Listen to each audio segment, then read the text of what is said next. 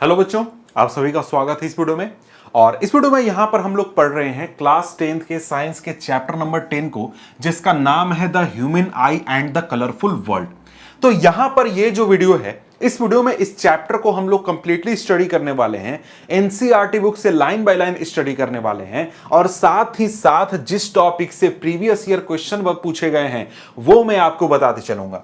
यानी कि आपका साथ साथ PYQs भी मैं करवाते चलूंगा, और आपको यह भी समझ में आ जाएगा कि इस चैप्टर में कौन से टॉपिक्स इंपॉर्टेंट है और कौन से टॉपिक उतने इंपॉर्टेंट नहीं है और क्या क्वेश्चंस पूछे जाते हैं।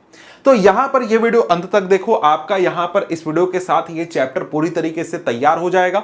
ठीक है, तो यहां पर एक बात बता दूं कि इस चैप्टर से लगभग 5 मार्क्स के क्वेश्चन हर साल पूछे जाते हैं। हो सकता है 6 मार्क्स का भी पूछ दिया जाए, हो सकता है 4 का भी पूछ दिया जाए। ठीक है, एवरेज 5 मार्क्स का क्वेश्चन पूछा जाता है, इसलिए इसको अच्छे से तैयार कर लो। अब यहां पर देखो, चैप्टर हम क्या पढ़ रहे हैं? चैप्टर पढ़ रहे हैं the human I and the colourful world. यहां पर हमें पढ़ना क्या है? इस चैप्टर में हमें पढ़ना है ह्यूमन आई के बारे में, हमारी आंखों के बारे में हम पढ़ने वाले हैं कि हमारी आंखें काम कैसे करती हैं, हमारी आंखों के कौन कौन से पार्ट्स होते हैं, वो कैसे फंक्शन करते हैं, क्या उनका फंक्शन होता है, और उनमें अगर किसी प्रकार का डिफेक्ट आ जाए तो उसको हम लोग कैसे ठीक कर सकते हैं। इसके बाद हम लोग पढ़ेंगे हमारे इन्वायरमेंट में बहुत सारे लाइट से जुड़े हुए जो फिनोमेनस होते हैं वो क्यों होते हैं, कैसे होते हैं, ये चीज हम लोग यहां पर पढ़ेंगे। चलो अब यहां पर लाइन बाय लाइन स्टडी करना शुरू करते हैं। तो यहां पर हमारे सामने आ जाता है पहला पैराग्राफ चैप्टर का, और इस पैराग्राफ में कुछ है नहीं, समझ गए? सीधा सीधा बता देता हूं 2-3 लाइन में कि यहां पर इस पैराग्राफ में आपको क्या देखना है, क्या पढ़ा बताया जा रहा है। यहां पर सिंपली बताया जा रहा है कि देखो भाई, पिछले चैप्टर में हमने क्या पढ़ा? रिफ्रैक्शन ऑफ लाइट के बारे में पढ़ा। ठीक है, कि लेंसेज से रिफ्रैक्शन ऑफ लाइट कैसे होता है, और वहां पर हमने इमेज फॉर्मेशन के बारे में पढ़ा कि जो लेंसेज होते हैं उनसे इमेज फॉर्मेशन कैसा होता है, उनकी प्रॉपर्टीज क्या होती है। ठीक है, अब यहां पर उस चीज का, उस नॉलेज का इस चैप्टर में क्या यूज है? तो इस चैप्टर में हम लोग पढ़ने वाले हैं ह्यूमन आई के बारे में, और ह्यूमन आई जो है वो लाइट की मदद से हमें दुनिया देखना पॉसिबल बनाता है। तो यहां पर वो चीज, मतलब कि जो लाइट है उसकी प्रॉपर्टीज हमारे लिए इंपॉर्टेंट है, क्योंकि हमारे ह्यूमन आई में एक लेंस होता है, और लेंस की मदद से हम लोग जो है लाइट को एडजस्ट करते हैं हमारे आई के अंदर, इसलिए वो चीज, वो नॉलेज हमारा यहां पर काम आएगा। तो यहां पर हम लोग क्या करेंगे? वही चीज के बारे में पढ़ेंगे, ह्यूमन आई के बारे में पढ़ेंगे, आई में प्रेजेंट लेंस के बारे में पढ़ेंगे, और उसके वर्किंग के बारे में पढ़ेंगे। उसके बाद हम लोग क्या पढ़ेंगे? नेचर में होने वाले कई फिनोमेनन्स को पढ़ेंगे, जैसे कि rainbow formation, splitting of white light, blue colour of sky, इस प्रकार के चीजों को पढ़ेंगे। ठीक है, ये आपका हो गया इंट्रोडक्शन इस चैप्टर का। अब यहां पर देखो, आगे बढ़ते हैं तो हमारे सामने चैप्टर का पहला टॉपिक आ जाता है। पहला टॉपिक क्या है? The human I, topic number 10.1। ये चैप्टर यहां पर अगर शुरू करते हो तो यहां से एक काम की चीज आपको मिलती है। अब यहां भी देखो, जब चैप्टर में ये टॉपिक शुरू होता है तो यहां पर भी जो पहला पैराग्राफ है कुछ काम की चीज नहीं है।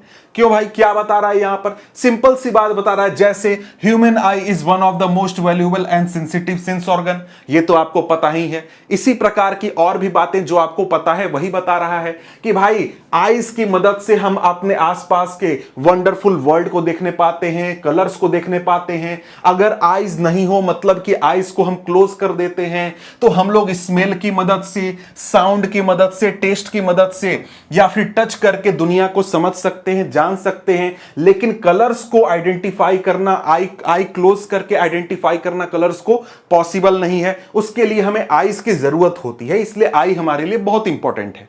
यह बात आपको पता है, यही बात यहां पर इस पैराग्राफ में बताई गई है।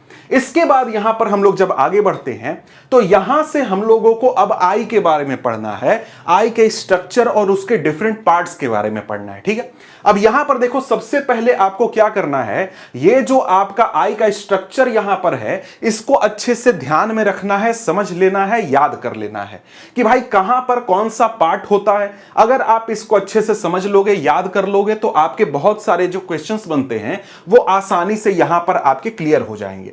जैसे यहां पर सबसे पहला पार्ट आपके लिए क्या है? कॉर्निया है। कॉर्निया क्यों सबसे पहला पार्ट है? क्योंकि ये हमारे आई के सबसे आउटर पार्ट में प्रेजेंट होता है, मतलब सबसे बाहर प्रेजेंट होता है। जैसे हमारे शरीर में सबसे बाहर क्या है भाई? ये स्किन है। जो कि हमारे शरीर के इंटरनल ऑर्गन्स को, इंटरनल पार्ट्स को एनवायरनमेंट से अलग रखता है और साथ ही साथ हमारे बॉडी को प्रोटेक्ट करता है। उसी प्रकार से जो हमारा आईज होता है, आई का जो फ्रंट पार्ट होता है, उसके ऊपर थिन मेम्ब्रेन होता है जिसको कि हम लोग क्या बोलते हैं, कॉर्निया बोलते हैं। ठीक है, और इसी के थ्रू होकर के हमारा लाइट जो है, लाइट हमारे आईज के अंदर एंटर करता है। ठीक है, ये पहला पार्ट हो गया। इसके बाद कॉर्निया के पीछे आ जाएगा आइरिस। आइरिस क्या है, यहां पर आपका आइरिस प्रेजेंट है, ये आपका मस्कुलर डायफ्राम होता है। अभी डिटेल में इनके बारे में हम लोग अच्छे से बात करेंगे, शॉर्ट में मैं यहां पर अलग अलग पार्ट्स को बस आपको समझा दे रहा हूं। और यहां पर आइरिस के बीच में होता है प्यूपिल, यहां पर है प्यूपिल। प्यूपिल क्या होता है, एक प्रकार का ओपनिंग होता है या फिर होल होता है जिसके थ्रू लाइट रेज एंटर करती है आइज के अंदर। और यहां पर बीच में खाली जगह है, यहां पर एक लिक्विड भरा हुआ होता है, उसको क्या बोलते हैं, एक्वस ह्यूमर बोलते हैं। ठीक है, अब यहां पर आइरिस और प्यूपिल के पीछे क्या प्रेजेंट है, आइरिस और प्यूपिल के पीछे प्रेजेंट है हमारे आई का लेंस। ये एक प्रकार का कन्वेक्स लेंस होता है और ये एक प्रकार का क्रिस्टलाइन लेंस होता है जो कि फ्लेक्सिबल होता है। ठीक है, क्यों फ्लेक्सिबल होता है अभी हम लोग डिस्कस करेंगे। अब इस लेंस को होल्ड करने वाले मसल को हम लोग क्या बोलते हैं, सिलियरी मसल बोलते हैं। ठीक है, इसके बाद यहां पर ये जो बड़ा सा खाली स्थान है, यहां पर एक फ्लूइड भरा हुआ होता है जिसको कि हम लोग विट्रस ह्यूमर बोलते हैं। ठीक है, और पीछे आई के पीछे के पार्ट में ये जो स्क्रीन है, मतलब पीछे का पार्ट है, वहां पर एक स्क्रीन लाइक स्ट्रक्चर होता है जहां पर लाइट रेस फॉल करती हैं और उस पर इमेज फॉर्मेशन होता है। उस स्क्रीन को हम लोग क्या नाम देते हैं, रेटिना। और रेटिना पर बहुत सारे स्मॉल सेल्स प्रेजेंट होते हैं, रॉड एंड कोन सेल्स, जिनके ऊपर जब लाइट रेस फॉल करते हैं तो वो एक्टिवेट होकर के इलेक्ट्रिकल सिग्नल जनरेट करते हैं, जिनको ऑप्टिक नर्व के जरिए हमारे ब्रेन तक पहुंचाया जाता है। और हमारा ब्रेन जो है वो सारी चीजों को, जो चीज उसने देखी उसको प्रोसेस करता है और एक तरीके से समझता है। तो ये शॉर्ट में यहां पर आपने समझ लिया कि कौन कौन से पार्ट्स होते हैं, क्या क्या उनका काम होता है। अब यहां पर देखो, ये जो आगे अलग अलग पार्ट्स हैं, इनके बारे में डिटेल में हम लोग यहां पर एनसीईआरटी से नहीं पढ़ेंगे, क्योंकि एनसीईआरटी में उतने अच्छी तरीके से या फिर उतने डिटेल में नहीं बताया गया है। इसलिए मैं क्या करता हूं, यहां पर मैं अपना पावर पॉइंट खोल लेता हूं और उस पावर पॉइंट से आपको यह चीज समझा देता हूं। ठीक, बारी बारी से जो अलग अलग पार्ट्स हैं उनको यहां पर मैं आपको समझा दूंगा। यहां पर वही तस्वीर है जिसमें अलग अलग पार्ट्स यहां पर आप देख सकते हो। सबसे पहले हमारे सामने कौन सा पार्ट आ जाता है, पहला पार्ट आ जाता है कॉर्निया। कॉर्निया क्या है भाई, तो ये देखो हमारे आईज हैं, आईज का ये वाला पार्ट जो देख रहे हो, इसके ऊपर एक थिन मेम्ब्रेन होता है, प्रोटेक्टिव मेम्ब्रेन होता है जिसको कि हम लोग कॉर्निया बोलते हैं। और ये कॉर्निया जो होता है ये हमारे आईज को प्रोटेक्ट भी करता है और साथ ही साथ हमारे आईज को एक्सटर्नल इंजुरी से बचाता है। और साथ ही साथ यहां पर जब लाइट रेज टकराती हैं इस कॉर्निया से तो रिफ्रैक्शन भी होता है लाइट रेज का। अब यहां पर एक चीज तुमको याद रखना है या फिर समझ लेना है कि हमारे आईज में जो रिफ्रैक्शन होता है, जितना भी रिफ्रैक्शन होता है, ज्यादातर रिफ्रैक्शन हमारे कॉर्निया पर ही हो जाता है। कॉर्निया पर ही जब लाइट रेस टकराती हैं तभी मैक्सिमम रिफ्रैक्शन हो जाता है। तो फिर यहां पर तुम सवाल पूछोगे, सर फिर हमारे आईज में लेंस का क्या काम है जब कॉर्निया पर ही रिफ्रैक्शन हो जा रहा है? तो भाई लेंस का काम है, लेंस जो होती हैं वो एक तरीके से अपने फोकल लेंथ को चेंज करके, अपने कर्वेचर को चेंज करके ये इंश्योर करती हैं कि जो हमारे आईज में इमेज फॉर्मेशन होगा वो हमारे आईज के रेटिना पर होगा। ये इंश्योर करने का काम लेंस का होता है। ठीक है, और यहां पर क्या हो गया, कॉर्निया के बारे में समझ गया। क्या कॉर्निया क्या है, थिन मेम्ब्रेन है जो कि आइरिस के ऊपर प्रेजेंट होता है और इसके थ्रू लाइट रेज हमारी आंखों में एंटर करती हैं। ये आइज का सबसे डेलिकेट पार्ट होता है। तो यहां पर आइज में जो पार्ट आप यहां पर चाहो तो टच कर सकते हो, टच मत करना बिल्कुल भी। मतलब जैसे मैं समझाने के लिए बोल रहा हूं कि जैसे स्किन है जो कि सबसे बाहर प्रेजेंट है, वैसे ही हमारे आईज के सबसे बाहर क्या प्रेजेंट है, कॉर्निया प्रेजेंट है। और बिल्कुल भी कभी भी हाथ से या फिर किसी भी चीज से आईज को टच मत करना, क्योंकि कॉर्निया बहुत डेलिकेट होता है, ये डैमेज भी हो सकता है और आपको ब्लाइंडनेस का भी इशू हो सकता है। ठीक है, तो इसलिए आईज को हमेशा प्रोटेक्ट करके रखना। ठीक है, तो कॉर्निया को समझ गया क्या है। कॉर्निया के पीछे हमारे सामने आ जाता है आइरिस। अब यहां पर देखो, जो ये तस्वीर देख रहे हो आईज का, आईज में ये जो कलर देख रहे हो, ये ब्लू कलर देख रहे हो, या फिर तुमको लोगों के आईज में जो सर्कल में ब्लैक कलर दिखता है, ये वाला जो पार्ट है, जैसे दूसरा तस्वीर में देखो, ये जो पार्ट है, ये क्या है? इसको हम लोग बोलते हैं आइरिस। आइरिस क्या है भाई? आइरिस एक प्रकार का मस्कुलर डायफ्राम होता है, मतलब एक सर्कुलर मसल होता है। यहां पर देखो, ये आइस का ये एक तरीके से मस्कुलर डायफ्राम है। मतलब क्या हुआ? ये एक प्रकार का मसल है जो कि कॉन्ट्रैक्ट या फिर रिलैक्स कर सकता है। जैसे यहां पर देख रहे हो क्या हो रहा है, यहां पर तुम देख रहे हो कि ये जो आइरिस है, या तो ये सिकुड़ रहा है या फिर फैल रहा है, ये इसका काम होता है। और ये सिकुड़ता फैलता क्यों है? क्योंकि ये प्यूपिल के साइज को कंट्रोल करता है। प्यूपिल क्या है भाई? तो ये जो ब्लैक कलर का पार्ट देख रहे हो, जो कि फैल रहा है या फिर सिकुड़ रहा है, यही है प्यूपिल।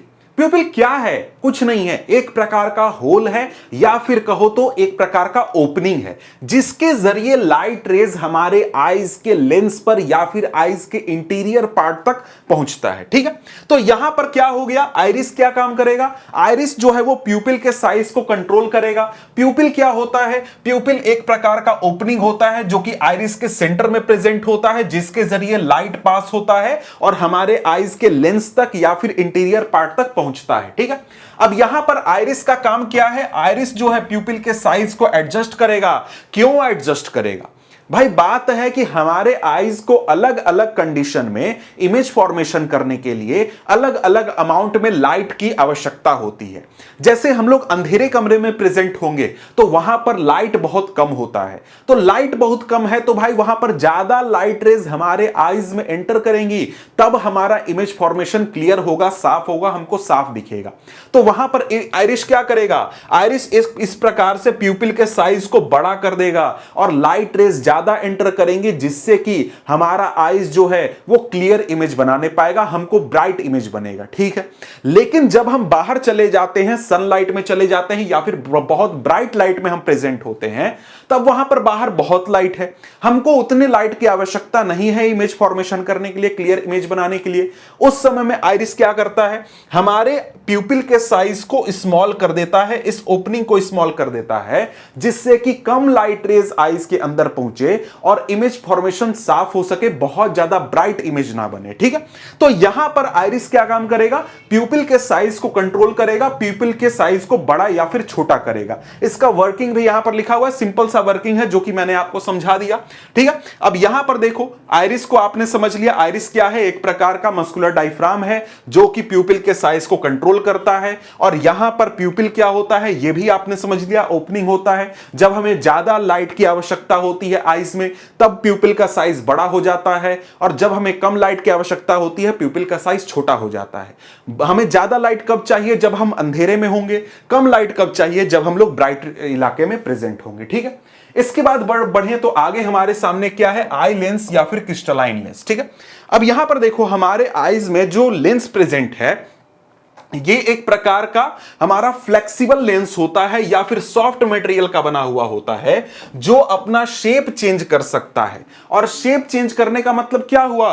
वो अपना कर्वेचर चेंज करेगा, या तो इस प्रकार से पतला हो जाएगा या फिर इस प्रकार से मोटा हो जाएगा। इससे क्या होगा? लेंस का फोकल लेंथ चेंज होगा, और फोकल लेंथ चेंज करके क्या फायदा होगा? तो भाई देखो, आपने पढ़ा है कि जब हम कन्वेक्स लेंस के आगे पीछे, मतलब कि कन्वेक्स लेंस के सामने जब हम लोग ऑब्जेक्ट को रखते हैं, तो ऑब्जेक्ट के पोजीशन को चेंज करने पर हमारा इमेज का पोजीशन भी चेंज हो जाता है। होता है या नहीं? यह चीज होता है, आपने देखा है। तो यहां पर हमारे सामने प्रॉब्लम क्या है आईज में, कि हमारे आईज में देखो, लेंस और रेटिना, जहां पर हमें इमेज फॉर्मेशन करना है, इनके बीच का जो डिस्टेंस है वो फिक्स है। हम लोग इमेज डिस्टेंस को चेंज नहीं कर सकते हैं। तो फिर हमारे लिए जरूरी है कि हमारा इमेज हमेशा रेटिना पर बने। इसलिए हमको क्या करना होगा?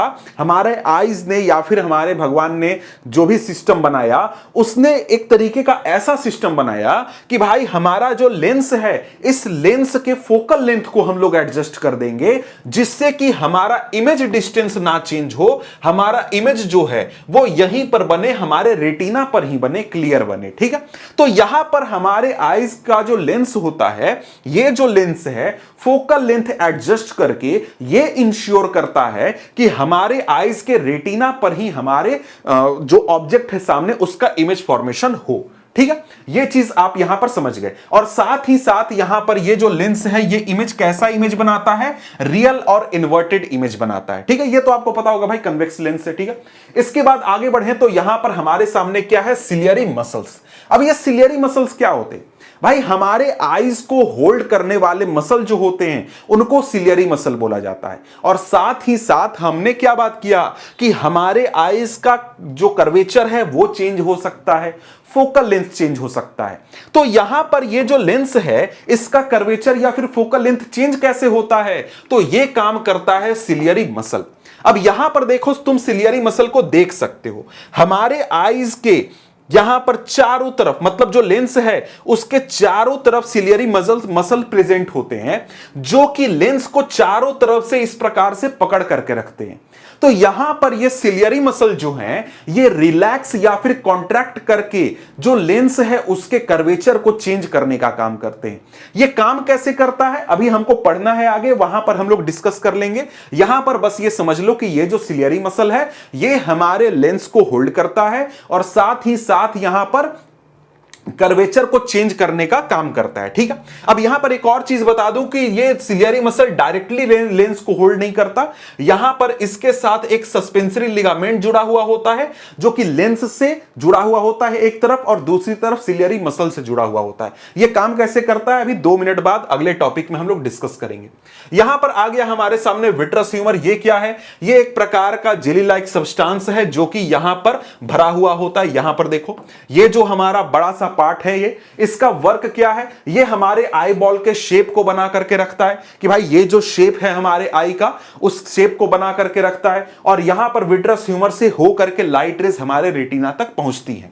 समझ गए। और इसके बाद आ गया एक्वस ह्यूमर। एक्वस ह्यूमर क्या है, तो हमारे आई के सामने की ओर ये जो बल्ज देख रहे हो, जो कॉर्निया वाला पार्ट है, यहां पर एक प्रकार का खाली जगह है, यहां पर जो फ्लूइड भरा है उसको हम लोग क्या बोलेंगे, ये एक्वस ह्यूमर बोलेंगे। ठीक है, और इसका काम क्या होता है, आई का ये नरिशमेंट करता है और साथ ही आई के बल्ज को इन्फ्लेट करके रखता है, फुला करके रखता है। ठीक है, और यहां पर एक तरीके से हमारा आई जो है वो कॉन्स्टेंटली स्मॉल अमाउंट में एक्वस ह्यूमर का फॉर्मेशन करते रहता है।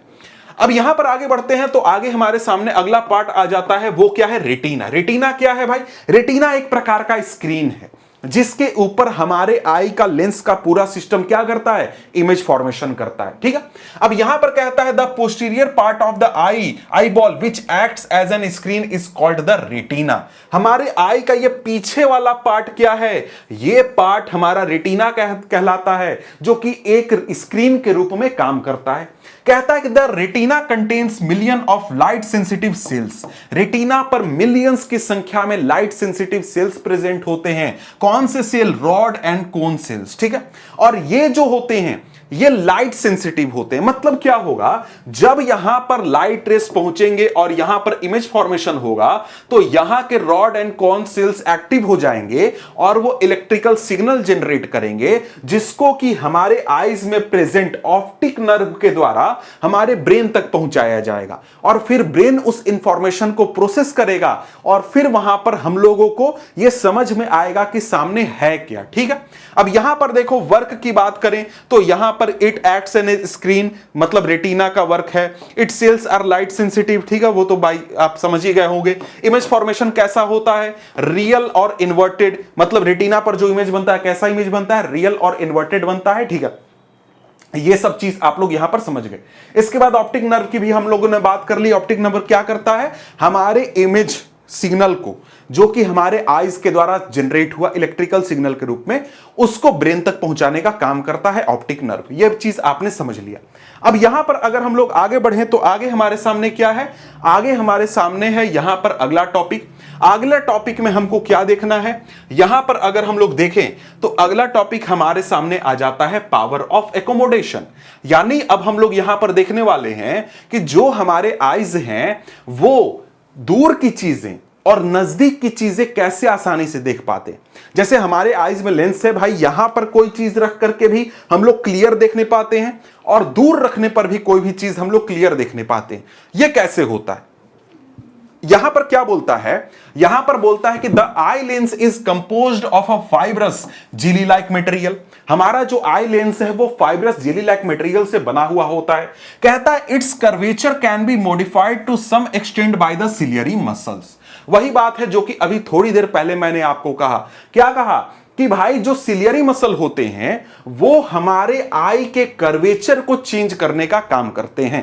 कुछ हद तक कर्वेचर को चेंज किया जा सकता है। मतलब ऐसा नहीं है कि लेंस को ऐसा पतला बना देंगे और फिर ऐसा मोटा बना देंगे, ऐसा नहीं कर सकते। कुछ हद तक थोड़ा मोड़ा एडजस्ट कर सकते हैं। यह बात यहां पर बोल रहा है। अब आगे क्या बोल रहा है? आगे यहां पर बोल रहा है the change in the curvature of the eye lens can दस चेंज इट्स फोकल लेंथ। अब क्या बोला भाई? सिंपल सा बात बोला कि जब हम लोग आई लेंस के कर्वेचर को चेंज करेंगे तब हमारे आई लेंस का फोकल लेंथ भी चेंज होगा या नहीं होगा? अब भाई देखो, यहां पर ये जो लेंस है इसका फोकल लेंथ और यहां पर ये जो लेंस है इसका फोकल लेंथ क्या सेम है? जी नहीं। हमने कर्वेचर चेंज किया और कर्वेचर चेंज करने के साथ साथ फोकल लेंथ भी हमारा चेंज हो गया। जी हां, हो गया। तो यहां पर हमारे आई लेंस के जब कर्वेचर को हम लोग चेंज करते हैं तब यहां पर फोकल लेंथ भी चेंज हो जाता है। अब टेंशन मत लो, तुमको मैं इमेज के साथ दिखाऊंगा कैसे यह चीज होता है। ठीक है? कहता है कि when the muscles are relaxed the lens becomes thin. क्या बोल रहा है? जब मसल्स रिलैक्स करते हैं तब हमारा लेंस पतला हो जाता है। दस इट्स फोकल लेंथ इंक्रीजेस। क्या बोला भाई? कि जब मसल रिलैक्स करते हैं, कौन मसल? सिलियरी मसल जब रिलैक्स करते हैं तो लेंस पतला हो जाता है, थिन हो जाता है, जिससे फोकल लेंथ इंक्रीज कर जाता है। अब इसका मतलब क्या हुआ? मतलब यहां पर देखो कि जब मसल हमारे रिलैक्स करते हैं, यहां देखो नीचे वाला तस्वीर, ये वाला, ये है सिलियरी मसल। ये पार्ट देख रहे हो, ये है सिलियरी मसल। और जैसा कि मैंने तुमको पहले ही बताया कि जो सिलियरी मसल होता है वो चारों तरफ से लेंस को पकड़ करके रखता है। ये सिलियरी मसल जब रिलैक्स करते हैं तब लेंस पतला हो जाता है। कैसे पतला होता है भाई? तो यहां पर देखो, सिलियरी मसल जब रिलैक्स करते हैं तो वो पीछे की ओर आ जाते हैं, चारों तरफ से पीछे की ओर जाकर के अपने पोजीशन पर बैठ जाते हैं।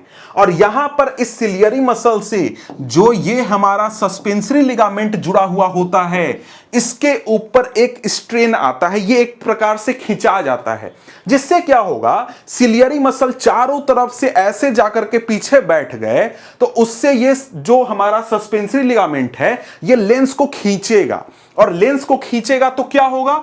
लेंस इस प्रकार से पतला हो जाएगा, और पतला हो जाएगा तो क्या होगा? फोकल लेंथ लेंस का बढ़ जाएगा। समझ गए? अब यहां पर इसके बाद क्या होगा? जब हमारे आईज को दूर की चीज देखनी होगी, मतलब कि दूर के सब्सटेंस के ऊपर फोकस करना होगा, तब यहां पर क्या होगा? जब नजदीक के चीजों को देखनी होगी, मैंने उल्टा बोल दिया, कि जब हमारा लेंस पतला होता है, फोकल लेंथ ज्यादा होता है, तब हम लोग दूर की चीज देखते हैं। और जब हमको नजदीक की चीज देखनी होगी, जब हमको कोई किताब पढ़ना होगा या कोई नजदीक की चीज देखनी होगी, उस समय में यहां पर सिलियरी मसल क्या करेगा? कॉन्ट्रैक्ट करेगा। सिलियरी मसल अंदर की ओर धक्का देगा या फिर कॉन्ट्रैक्ट कर जाएगा, सिकुड़ जाएगा। इससे क्या हो जाएगा? आई लेंस का कर्वेचर इंक्रीज कर जाएगा और उससे आई लेंस हमारा थिक हो जाएगा, और इससे क्या होगा? फोकल लेंथ डिक्रीज कर जाएगा और हम लोग नजदीक की चीजों को क्लियरली देखने पाएंगे। अब यहां पर इसको जरा सा समझते हैं। तो यहां पर क्या हुआ? यहां पर जब हमको नजदीक की चीज देखनी होगी तब क्या होगा? ये जो सिलियरी मसल है ये अंदर की ओर धक्का देगा, चारों तरफ से अंदर की ओर धक्का देगा, अंदर की ओर धक्का देगा। उससे क्या होगा? यहां पर जब ये अंदर की ओर धक्का देगा तब यहां पर सस्पेंसरी लिगामेंट जो है ये ढीला हो जाएगा और हमारा लेंस जो है वो एक तरीके से मोटा हो जाएगा। ठीक है?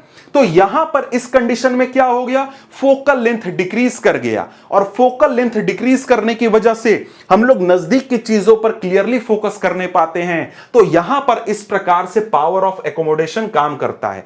दूर की चीज देखना है तब हमारा सिलियरी मसल क्या करेगा, रिलैक्स करेगा। नजदीक की चीज देखना है तो क्या होगा, सिलियरी मसल क्या करेगा, कॉन्ट्रैक्ट करेगा। कॉन्ट्रैक्ट मतलब वो सिकुड़ जाएगा अंदर की ओर, उससे लेंस मोटा हो जाएगा और हम लोग नजदीक की चीज देखने पाएंगे। लेकिन दूर की चीज देखनी है तब हमको क्या करना होगा, हमारे सिलियरी मसल रिलैक्स करेंगे, आराम करेंगे और यहां पर लेंस पतला हो जाएगा और हम दूर की चीज क्लियरली देख सकते हैं। ठीक है, तो ये चीज आप समझ गए, ये होता है हमारे आईज का पावर ऑफ एकोमोडेशन। ठीक है, अब यहां पर आगे देखते हैं कि आगे क्या बोलता है। आगे यहां पर बोलता है कि the ability of eye lens to adjust its focal length is called accommodation. क्या बोल रहा है कि हमारे आई लेंस की वो एबिलिटी जिससे कि वो अपने फोकल लेंथ को चेंज कर सकता है, अपने कर्वेचर को चेंज कर सकता है, वो क्या कहलाती है, एकोमोडेशन कहलाती है। वही पावर ऑफ एकोमोडेशन की बात कर रहा है। कहता है कि however the focal length of eye lens can not be decreased below a certain minimum limit. लेकिन यहां पर एक कंडीशन है कि भाई हम लोग अपने आई लेंस का जो फोकल लेंथ है उसको एक मिनिमम लिमिट तक ही एडजस्ट कर सकते हैं। मतलब कि मिनिमम कितना फोकल लेंथ बना सकते हैं और मैक्सिमम कितना बना सकते हैं, इसका एक लिमिट है।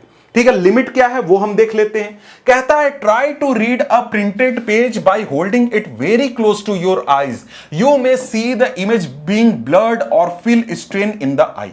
अब कहता है कि कोई पेपर उठाओ और कोई पेपर उठा करके तुम यहां पर आईज के बहुत नजदीक रख करके उसको पढ़ने की कोशिश करोगे तो या तो तुम्हें तस्वीर धुंधली दिखेगी, इमेज धुंधला दिखेगा, या फिर तुम्हारे आंखों में दर्द होने लगेगा कुछ सेकंड के बाद। तो ऐसा क्यों होता है, ऐसा इसलिए होता है क्योंकि हमारे आईज का लिमिट है कि मिनिमम कितना फोकल लेंथ हमारा आईज का लेंस बना सकता है या फिर कितना फोकल लेंथ तक वो एडजस्ट हो सकता है। अब यहां पर बता रहा है कि to see an object comfortably and distantly you must hold it at about 25 centimetre from the eye. किसी भी ऑब्जेक्ट को कंफर्टेबली और डिस्टिंक्टली देखने के लिए आपको उस ऑब्जेक्ट को मिनिमम 25 सेंटीमीटर डिस्टेंस पर रखना होगा। समझ गए, मतलब कि किसी भी ऑब्जेक्ट को आपको क्लियरली देखना है तो आपको कहां रखना होगा, उस ऑब्जेक्ट को 25 सेंटीमीटर के डिस्टेंस पर उसके नजदीक रखोगे तो आपको या तो स्ट्रेन होगा या फिर आपको वो चीज धुंधली दिखेगी। क्यों, क्योंकि ये हमारा मिनिमम लिमिट है, मिनिमम रेंज है। इससे कम की दूरी पर रखे ऑब्जेक्ट को हम लोग क्लियरली नहीं देख सकते हैं। कहता है कि the minimum distance eight which objects can be seen most distinctly without strain is called the least distance of distinct vision. अब यहां पर इसके लिए एक टर्म है, क्या बोल रहा है, यहां पर देखो बोल रहा है least distance of distinct vision.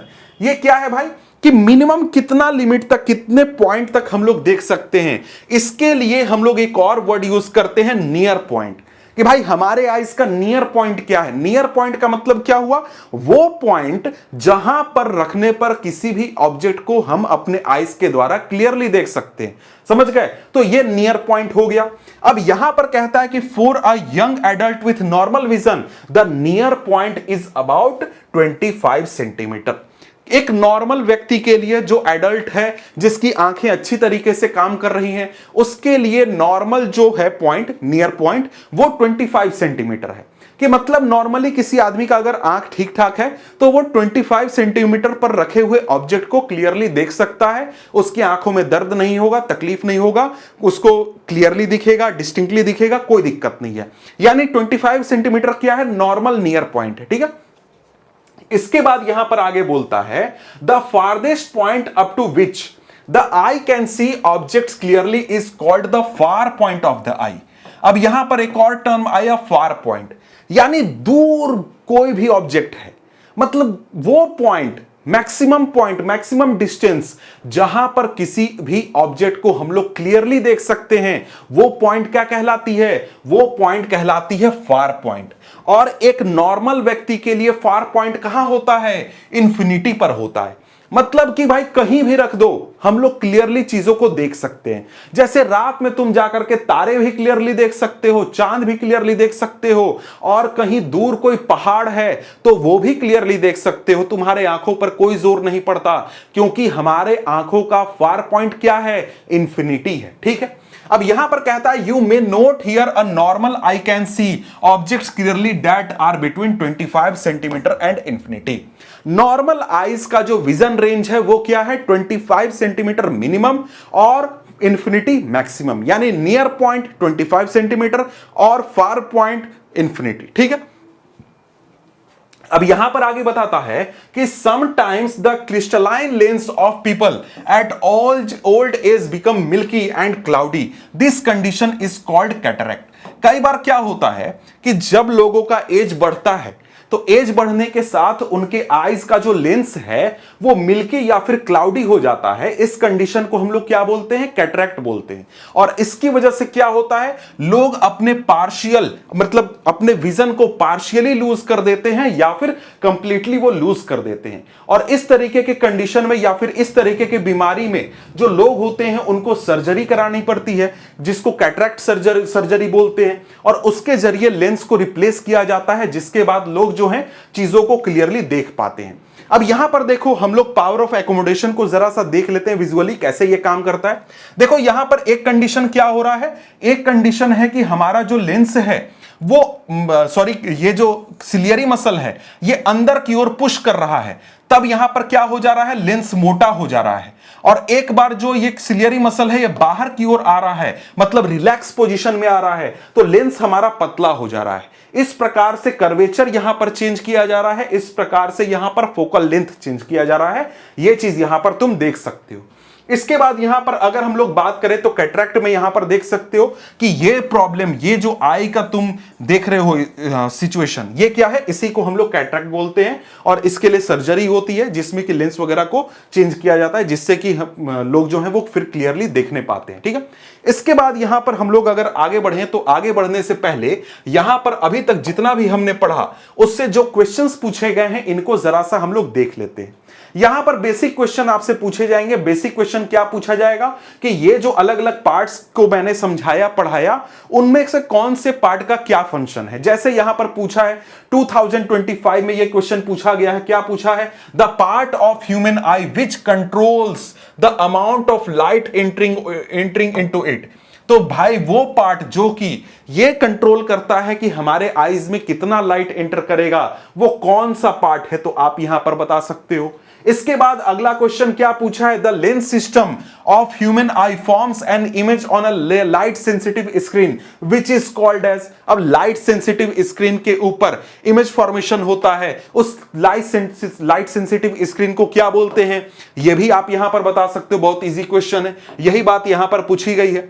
ठीक है, इसके बाद आगे बढ़े तो आगे हमारे सामने यहां पर पावर ऑफ एकोमोडेशन से उतना क्वेश्चन पूछा नहीं गया है, मतलब पिछले 5 सालों में तो नहीं पूछा गया, उसके पहले का पता नहीं, लेकिन उसके पहले वाले क्वेश्चन उतने इंपॉर्टेंट है नहीं। ठीक है, तो यहां पर देखो अब हम क्या देखेंगे, अगला टॉपिक देखेंगे। अगला टॉपिक क्या है, 10.2 defects of vision and their correction.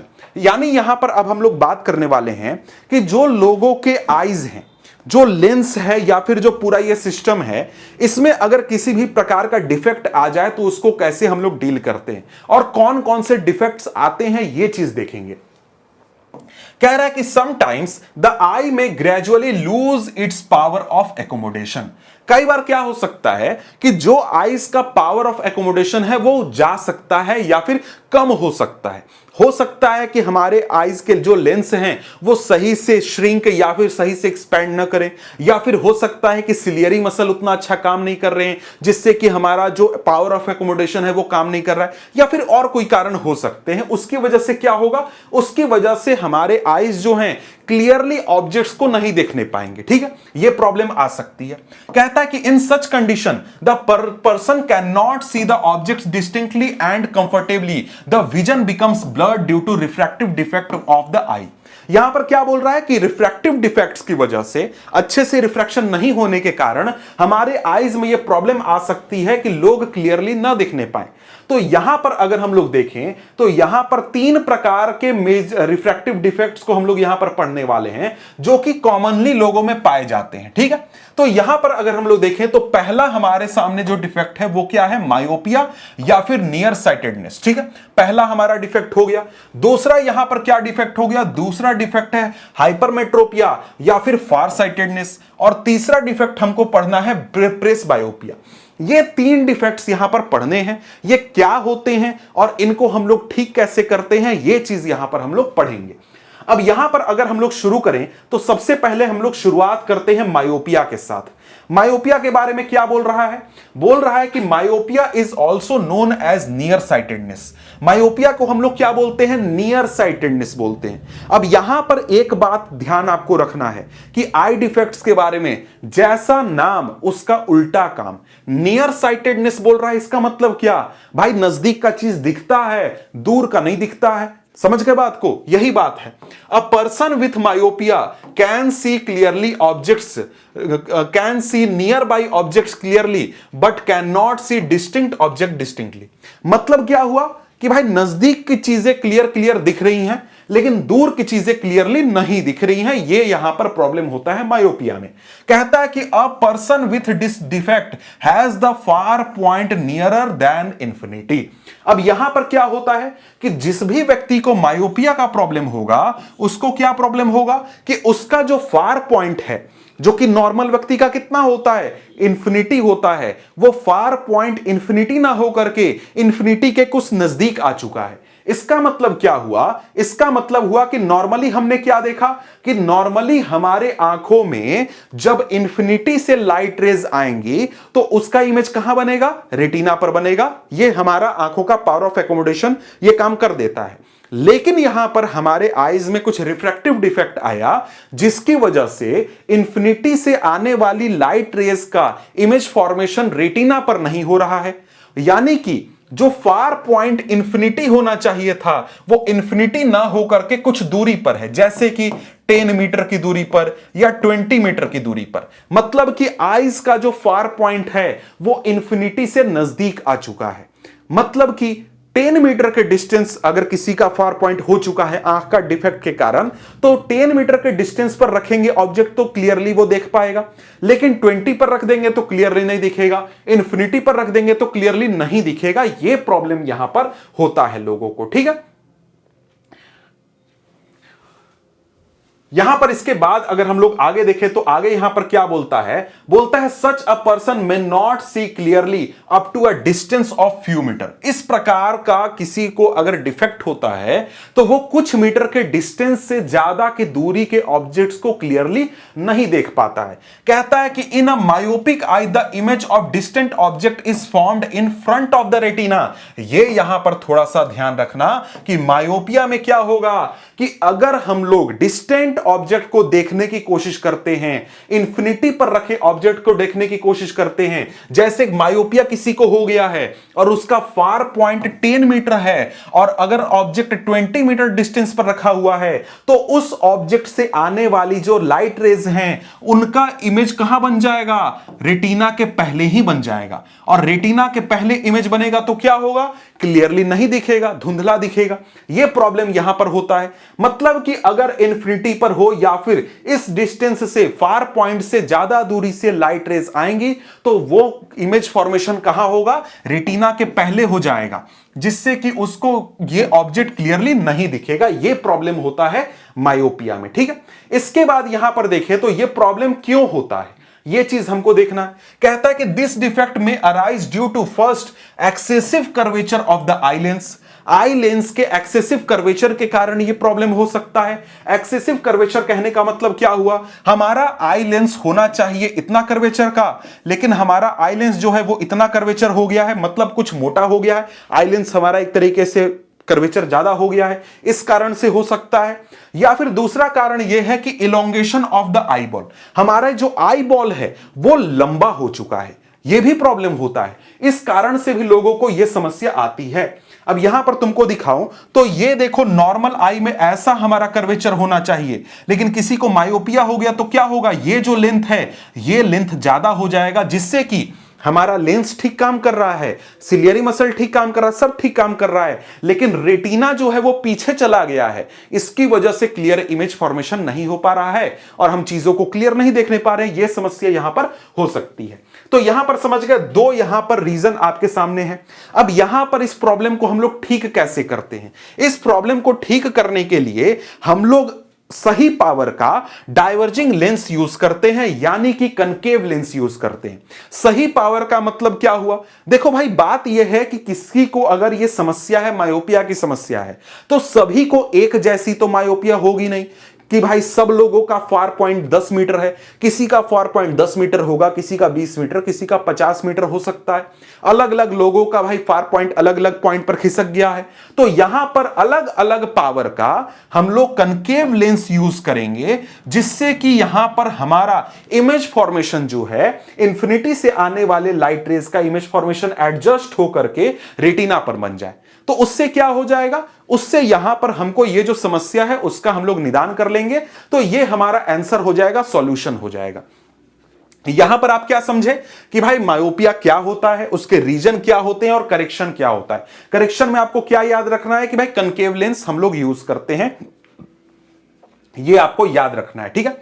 यहां पर भी यही चीज कहता है, this defect can be corrected by using a convex concave lens of suitable power. This is illustrated, तो वो इलस्ट्रेटेड तस्वीर आपको दिखा दूंगा, वही है। Concave lens of suitable power will bring the image back on the retina and दस the defect is corrected. इस प्रकार से डिफेक्ट को ठीक कर दिया जाता है। यहां पर आप देख सकते हो कि यहां पर आपका कनकेव लेंस लगाया गया है, उससे क्या हुआ, लाइट रेज इस प्रकार से एडजस्ट हो जाती हैं कि इमेज फॉर्मेशन हमारे रेटिना पर होने लगता है। अब यहां पर इसके बाद बात करें तो यहां पर आपको देखिए यह सवाल है, अभी ये मायोपिया से नहीं है, हाइपरमेट्रोपिया से, इसको देख लेते हैं तब यहां पर क्वेश्चन को देखेंगे। अब यहां पर आगे क्या बोल रहा है, यहां पर हमारे सामने है अगला डिफेक्ट जो कि है हाइपरमेट्रोपिया। इसमें क्या बोल रहा है? बोल रहा है कि hypermetropia also known as far sightedness. अब मैंने आपको पहले क्या बोला, जैसा नाम उल्टा काम। फार साइटेडनेस का क्या मतलब हुआ? भाई दूर का चीज दिख रहा है क्लियरली, नजदीक का नहीं दिख रहा है, यह समस्या है यहां पर। तो यही चीज कहता है, a person with hypermetropia can see distant objects clearly but can not see nearby objects distinctly. भाई दूर की चीजें क्लियरली दिख जाती हैं, नजदीक की चीजें नहीं दिख रही हैं, यह समस्या है। कहता है कि the near point for the person is farther away from the normal near point. यहां पर हाइपरमेट्रोपिया किसी को होती है तो क्या होता है वहां पर होता यह है कि नॉर्मल व्यक्ति का जो नियर पॉइंट है वो होना चाहिए 25 सेंटीमीटर, लेकिन आईज में रिफ्रैक्टिव डिफेक्ट होने के कारण नॉर्मल पॉइंट जो है, नियर पॉइंट जो है वो 25 सेंटीमीटर से कुछ दूर हो जाती है।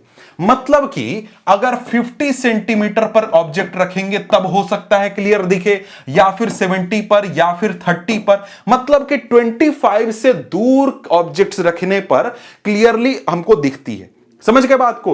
नियर पॉइंट 25 ना होकर के उससे ज्यादा हो जाएगा, तब क्या हो जाएगा, हाइपरमेट्रोपिया हो जाएगा। क्योंकि हमारा इमेज फॉर्मेशन 25 सेंटीमीटर तक अगर ऑब्जेक्ट रखेंगे तो कहां होना चाहिए, रेटिना पर होना चाहिए। लेकिन अब क्या समस्या है कि 50 पर रखेंगे तब रेटिना पर होगा, या 60 पर रखेंगे तब रेटिना पर होगा। यानी नियर पॉइंट जो है वो हमारे 25 से दूर खिसक गया है, यह यहां पर समस्या होती है।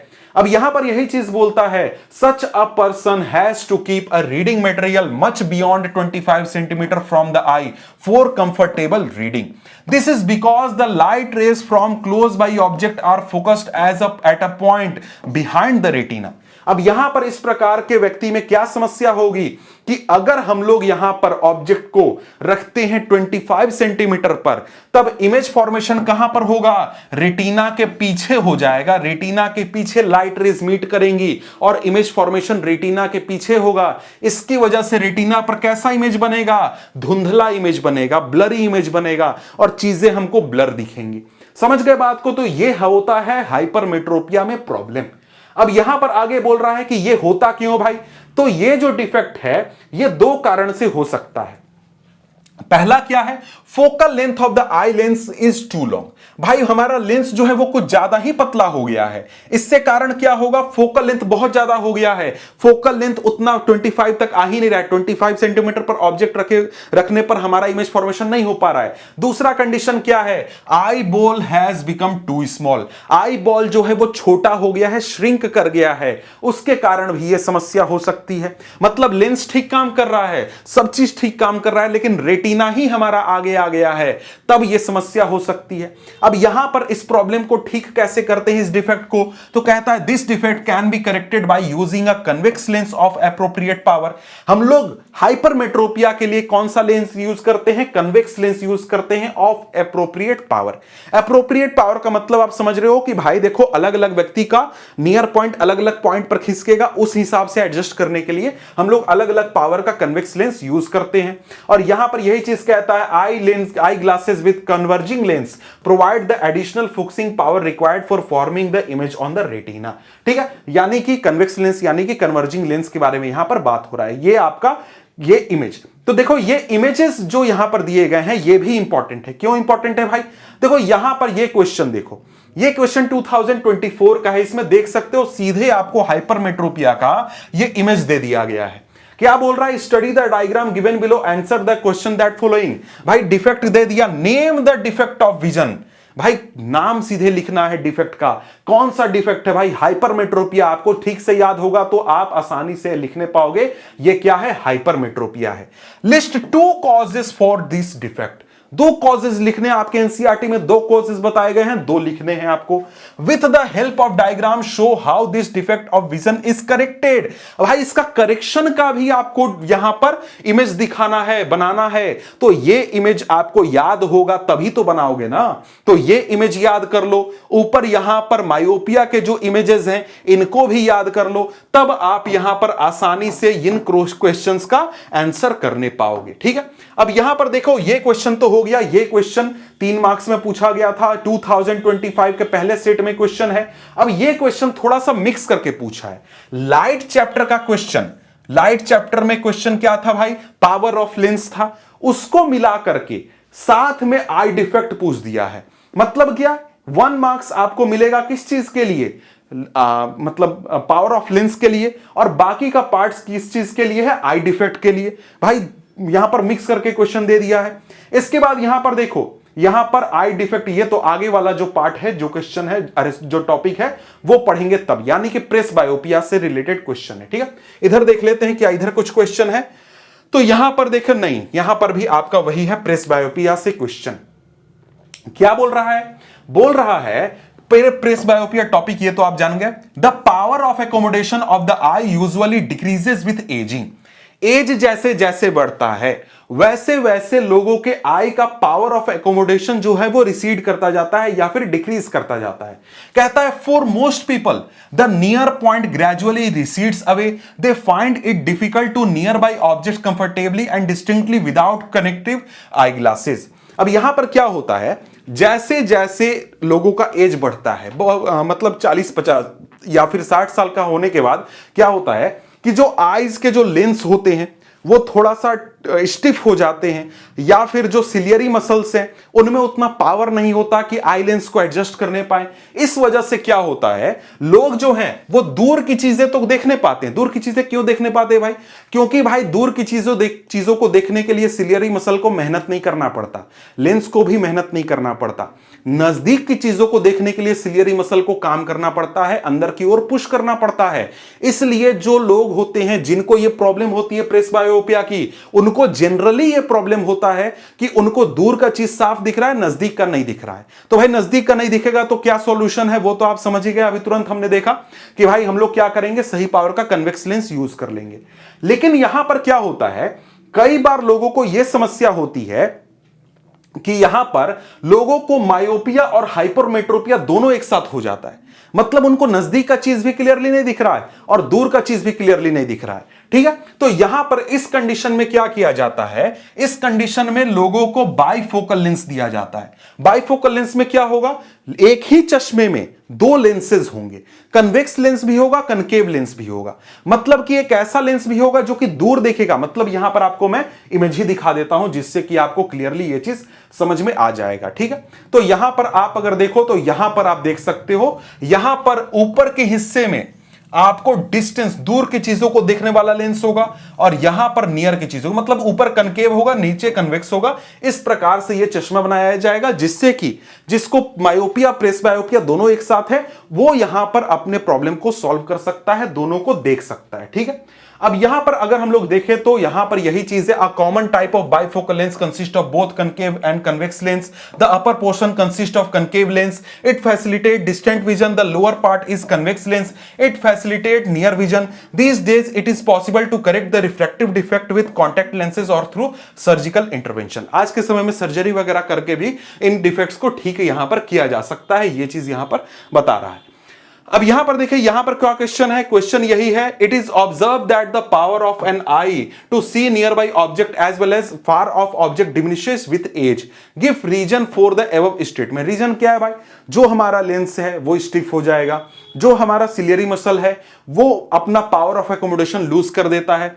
Name the defect that is likely arise in the eye in such a condition, presbyopia, ठीक है। Draw labelled ray diagram to show the type of corrective lens used for restoring the vision of such an eye. तो यहां पर आपको क्या करना है, किस चीज का डायग्राम बनाना, करेक्टिव लेंस का डायग्राम बनाना है। तो ये आप यहां पर इस प्रकार का डायग्राम बनाओगे, ठीक है, क्योंकि यहां पर हम लोग क्या करते हैं, इस प्रकार के लेंस का यूज करते हैं, बाइफोकल लेंस का, ठीक है। अब इसके बाद अगला क्वेश्चन क्या है, अगला क्वेश्चन है 2025 के पहले सेट का क्वेश्चन है ये। An old person is suffering from an eye defect caused by weakening of ciliary muscle and diminishing flexibility of the eye।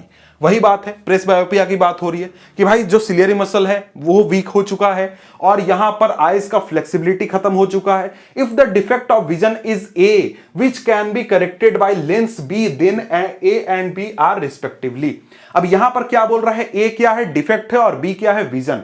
तो ए और बी क्या है, presbyopia and bifocal lens, presbyopia and bifocal lens, ठीक है भाई, simple सी बात है भाई। यहां पर क्या होगा, जो आई लेंस है वो अपना एकोमोडेशन का पावर लूज कर देगा और इसके बाद क्या होगा, न दूर का दिखेगा न नजदीक का दिखेगा, और बाइफोकल लेंस यूज करना होगा। पावर ऑफ एकोमोडेशन क्या होता है, ऊपर डेफिनेशन देख चुके हैं। यहां पर क्या बोल रहा है, मायोपिक आई जो है वो 1.2 मीटर से ज्यादा नहीं दे सकता है, तो यहां पर किस प्रकार का लेंस यूज होगा, तो कनकेव लेंस यूज होगा। फार पॉइंट, नियर पॉइंट क्या होता है, ये सब आसानी से आप कर सकते हो। अब यहां पर आईज के बारे में कुछ बातें बताई जा रही हैं कि आपको आई डोनेट करना चाहिए, कौन लोग डोनेट कर सकते हैं, कौन नहीं कर सकते हैं, ये सारी बातें यहां पर बताई जा रही हैं। इसके बाद हमारे सामने आ जाता है चैप्टर का अगला टॉपिक, जो कि क्या है, 10.3 है टॉपिक नंबर, यह है refraction of light through a prism. यहां पर हम लोग अब देखने वाले हैं कि प्रिज्म के जरिए लाइट का रिफ्रैक्शन कैसे होता है। तो यहां पर आगे लिखा हुआ है, you have learned how light gets refracted through a rectangular glass slab. तो भाई पिछले चैप्टर में आपने देखा कि किस प्रकार से एक रेक्टेंगुलर ग्लास स्लैब से हमारा लाइट रिफ्रैक्ट होता है। कहता है कि for parallel refracting surfaces as in a glass slab the emergent ray is parallel to the incident ray. कह रहा है कि भाई देखो, जब हमारे पास पैरेलल रिफ्रैक्टिंग सरफेस होता है, जैसा कि हमारे पास एक प्रिज्म था, तो प्रिज्म में जब रिफ्रैक्शन होता है तो जो हमारा इंसिडेंट रे है और इसके बाद जो हमारा रिफ्रैक्शन होता है और रिफ्रैक्शन के बाद जो हमारा इमर्जेंट रे निकलता है, ये दोनों क्या होते हैं, एक दूसरे के पैरेलल होते हैं। ये चीज हम लोग पिछले चैप्टर में पढ़ चुके हैं। However it is slightly displaced laterally. कहता है कि ये देखो, हो सकता है कि थोड़ा सा इसमें लैटरल डिस्प्लेसमेंट हो, लेकिन यहां पर ये एक दूसरे के पैरेलल होते हैं, ठीक है। अब यहां पर आगे सवाल पूछता है, how would light gets refracted through a transparent prism. मतलब यहां पर क्या है, एक अगर प्रिज्म हो जिसका शेप जो होता है काफी अलग होता है एक हमारे ग्लास स्लैब से, और यहां पर हमारे पास पैरेलल सरफेसेस नहीं होते, तो यहां पर इस प्रकार के सरफेस से कैसे रिफ्रैक्शन होगा, इस प्रकार के ग्लास स्लैब से कैसे रिफ्रैक्शन होगा। तो यहां पर हमारे पास है एक ट्रायंगुलर प्रिज्म, जो कि आप यहां पर देख सकते हो, यह हमारा प्रिज्म है। अब इस प्रिज्म का शेप कैसा होता है भाई, तो यहां पर इस प्रिज्म में 3 रेक्टेंगल्स हैं, 1, 2 और 3, तीनों एक दूसरे से सटे हुए, एक दूसरे से कोना लगाए हुए हैं, और तीनों मिलकर के 2 ट्रायंगल्स का यहां पर फॉर्मेशन कर रहे हैं। अब यहां पर देखो, इसको अगर देखना है तो तुम्हारे किताब में दिखाया गया है अलग शेप से, यह ट्रायंगल के रूप में दिखाया गया है। तो यहां पर ये इस प्रकार से देखोगे तब तुमको ट्रायंगल दिखेगा, लेकिन अगर तुम साइड से देखोगे तो यहां पर तुमको 3 रेक्टेंगुलर सरफेसेस दिखेंगे जो कि एक दूसरे से लगे हुए हैं, और इस प्रकार से 2 आपको ट्रायंगल का फॉर्मेशन करते हैं, ठीक है। तो ये हमारा ग्लास प्रिज्म है जिससे कि हमको यहां पर रिफ्रैक्शन करवा करके देखना है, ठीक है। अब यहां पर आगे क्या बोलता है, यही चीज बोलता है जो कि मैंने आपको समझा दिया। Consider a triangular glass prism, it has 2 triangular bases and 3 rectangular lateral surfaces. 3 rectangular surfaces हैं जो कि लैटरली एक दूसरे पर इंक्लाइंड है। कहता है कि these surfaces are inclined to each other, the angle between its 2 lateral faces is called angle of the prism। यहां पर क्या बोल रहा है, यहां पर बोल रहा है कि जो ये 2 lateral surfaces हैं, ये रेक्टेंगल हो गया और ये रेक्टेंगल हो गया, इनके बीच में जो ये एंगल बन रहा है, इस एंगल को हम लोग क्या बोलते हैं, एंगल ऑफ प्रिज्म बोलते हैं। कहता है let us now do an activity to study the refraction of light through a triangular glass prism। अब यहां पर एक एक्टिविटी करनी है जिसके जरिए हम लोग ग्लास प्रिज्म से होने वाले रिफ्रैक्शन को पढ़ेंगे, समझेंगे। अब यहां पर बोल क्या रहा है, बोल रहा है व्हाइट पेपर लीजिए, व्हाइट पेपर को ड्राइंग बोर्ड पर पिंस के मदद से आप फिक्स कर दीजिए। अब यहां पर इस व्हाइट पेपर के ऊपर ग्लास प्रिज्म रखिए, इस प्रकार से रखिए कि इसका ट्राइंगुलर सरफेस बेस पर हो, मतलब कि ये वाला जो सरफेस है ट्राइंगुलर सरफेस, ये बेस पर हो, इस प्रकार से हो, ऐसे आपको रखना है। ठीक है। अब कहता है trace the outline, outline trace करके आपको ऐसा यहां पर ट्राइंगल पेपर पर बना देना है। अब बोलता है draw straight line P incline to the one of refracting surface, एक सरफेस पर पीई नाम का एक लाइन जो है वो ड्रॉ करिए। ठीक है, ए बी मान लेते हैं, इस लाइन का नाम रखते हैं। ये हमारा लाइन क्या है, ये हमारा ए बी है। ठीक है, ओ सॉरी, ये ए बी, ये लाइन हमारा ए बी नहीं है, बल्कि यहां पर ट्राइंगल में ए बी और सी, ये ए बी सरफेस पर हमारा ये लाइन आ रहा है और इस लाइन पर पी और क्यू हम लोग यहां पर 2 पिन्स गाड़ देंगे। यहां पर एक पिन गाड़ देंगे, एक पिन यहां गाड़ देंगे, इसको पी बोल देंगे, इसको क्यू बोल देंगे। ठीक है, और यहां पर पी लाइन पर यहां पर ड्रॉ कर देंगे। ठीक है, अब यहां पर और ये जो लाइन है इसको पी बोला है। ठीक है, कहता है look for the images of the pin fixed at P and Q through the other phase AC. ये जो एसी फेस है इधर से आपको देखना है और इन पी और क्यू जो पिंस हमने गाड़े हैं इनको देखना है और इस प्रकार से देखना है कि ये दोनों पिन हमको सीधा दिखाई दे, एक दूसरे के पीछे छुपे हुए दिखाई दे। और यहां पर देखते हुए आपको इस तरफ 2 पिन्स गाड़ने हैं जो कि इन दोनों पिन को छुपा दे और इनको फिर आपको क्या करना है, इस प्रकार से यहां पर लाइन खींच देना है। ठीक है, तो इस प्रकार से आप यहां पर क्या देखोगे, आपको यहां पर प्रिज्म का रिफ्रैक्शन दिख गया कि किस प्रकार से यहां पर प्रिज्म से हमारा रिफ्रैक्शन हो रहा है। समझ गए। अब यहां पर देखो, जब आप इस सेटअप को तैयार करोगे, इस एक्सपेरिमेंट को करोगे, तो इस प्रकार का आपको ड्राइंग बोर्ड पर पूरे लाइंस मिलेंगे। यहां पर हमारा क्या हो गया, पीई लाइन हो गया जो इंसिडेंट रे हो गया। यहां पी और क्यू पर हमने क्या किया है, पिन गाड़ दिया है। दूसरी तरफ से देखते हुए हमने 2 पिन गाड़े इस प्रकार से जो कि पी और क्यू को छुपा दे, यानी कि लाइट रेज हमारे ऐसे जा रही हैं और यहां से ऐसे बाहर निकल रही हैं। तो जो ये ई पॉइंट है और यहां पर एफ पॉइंट है, इनको हम यहां पर सीधे मिला देते हैं। दोनों को सीधे मिलाने पर हमको क्या होगा, एक तरीके से पता चल जाएगा कि लाइट रेस किधर से एंटर कर रही हैं, कैसे वो रिफ्रैक्ट हो रही हैं ग्लास के अंदर और कैसे वो बाहर आ रही हैं।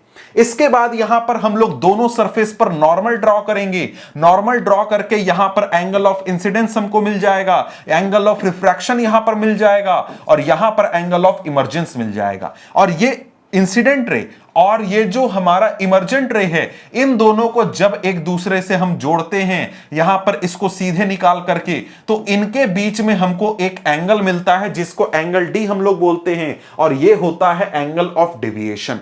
तो यहां पर आपको क्या क्या ध्यान रखना, ये इंपॉर्टेंट है। यहां पर आपको क्या क्या ध्यान रखना है, ध्यान रखना है कि भाई देखो यहां पर जो हमारे पास ये पीई लाइन है इसको हम लोग इंसिडेंट रे बोलते हैं, ये हमारा है इंसिडेंट रे।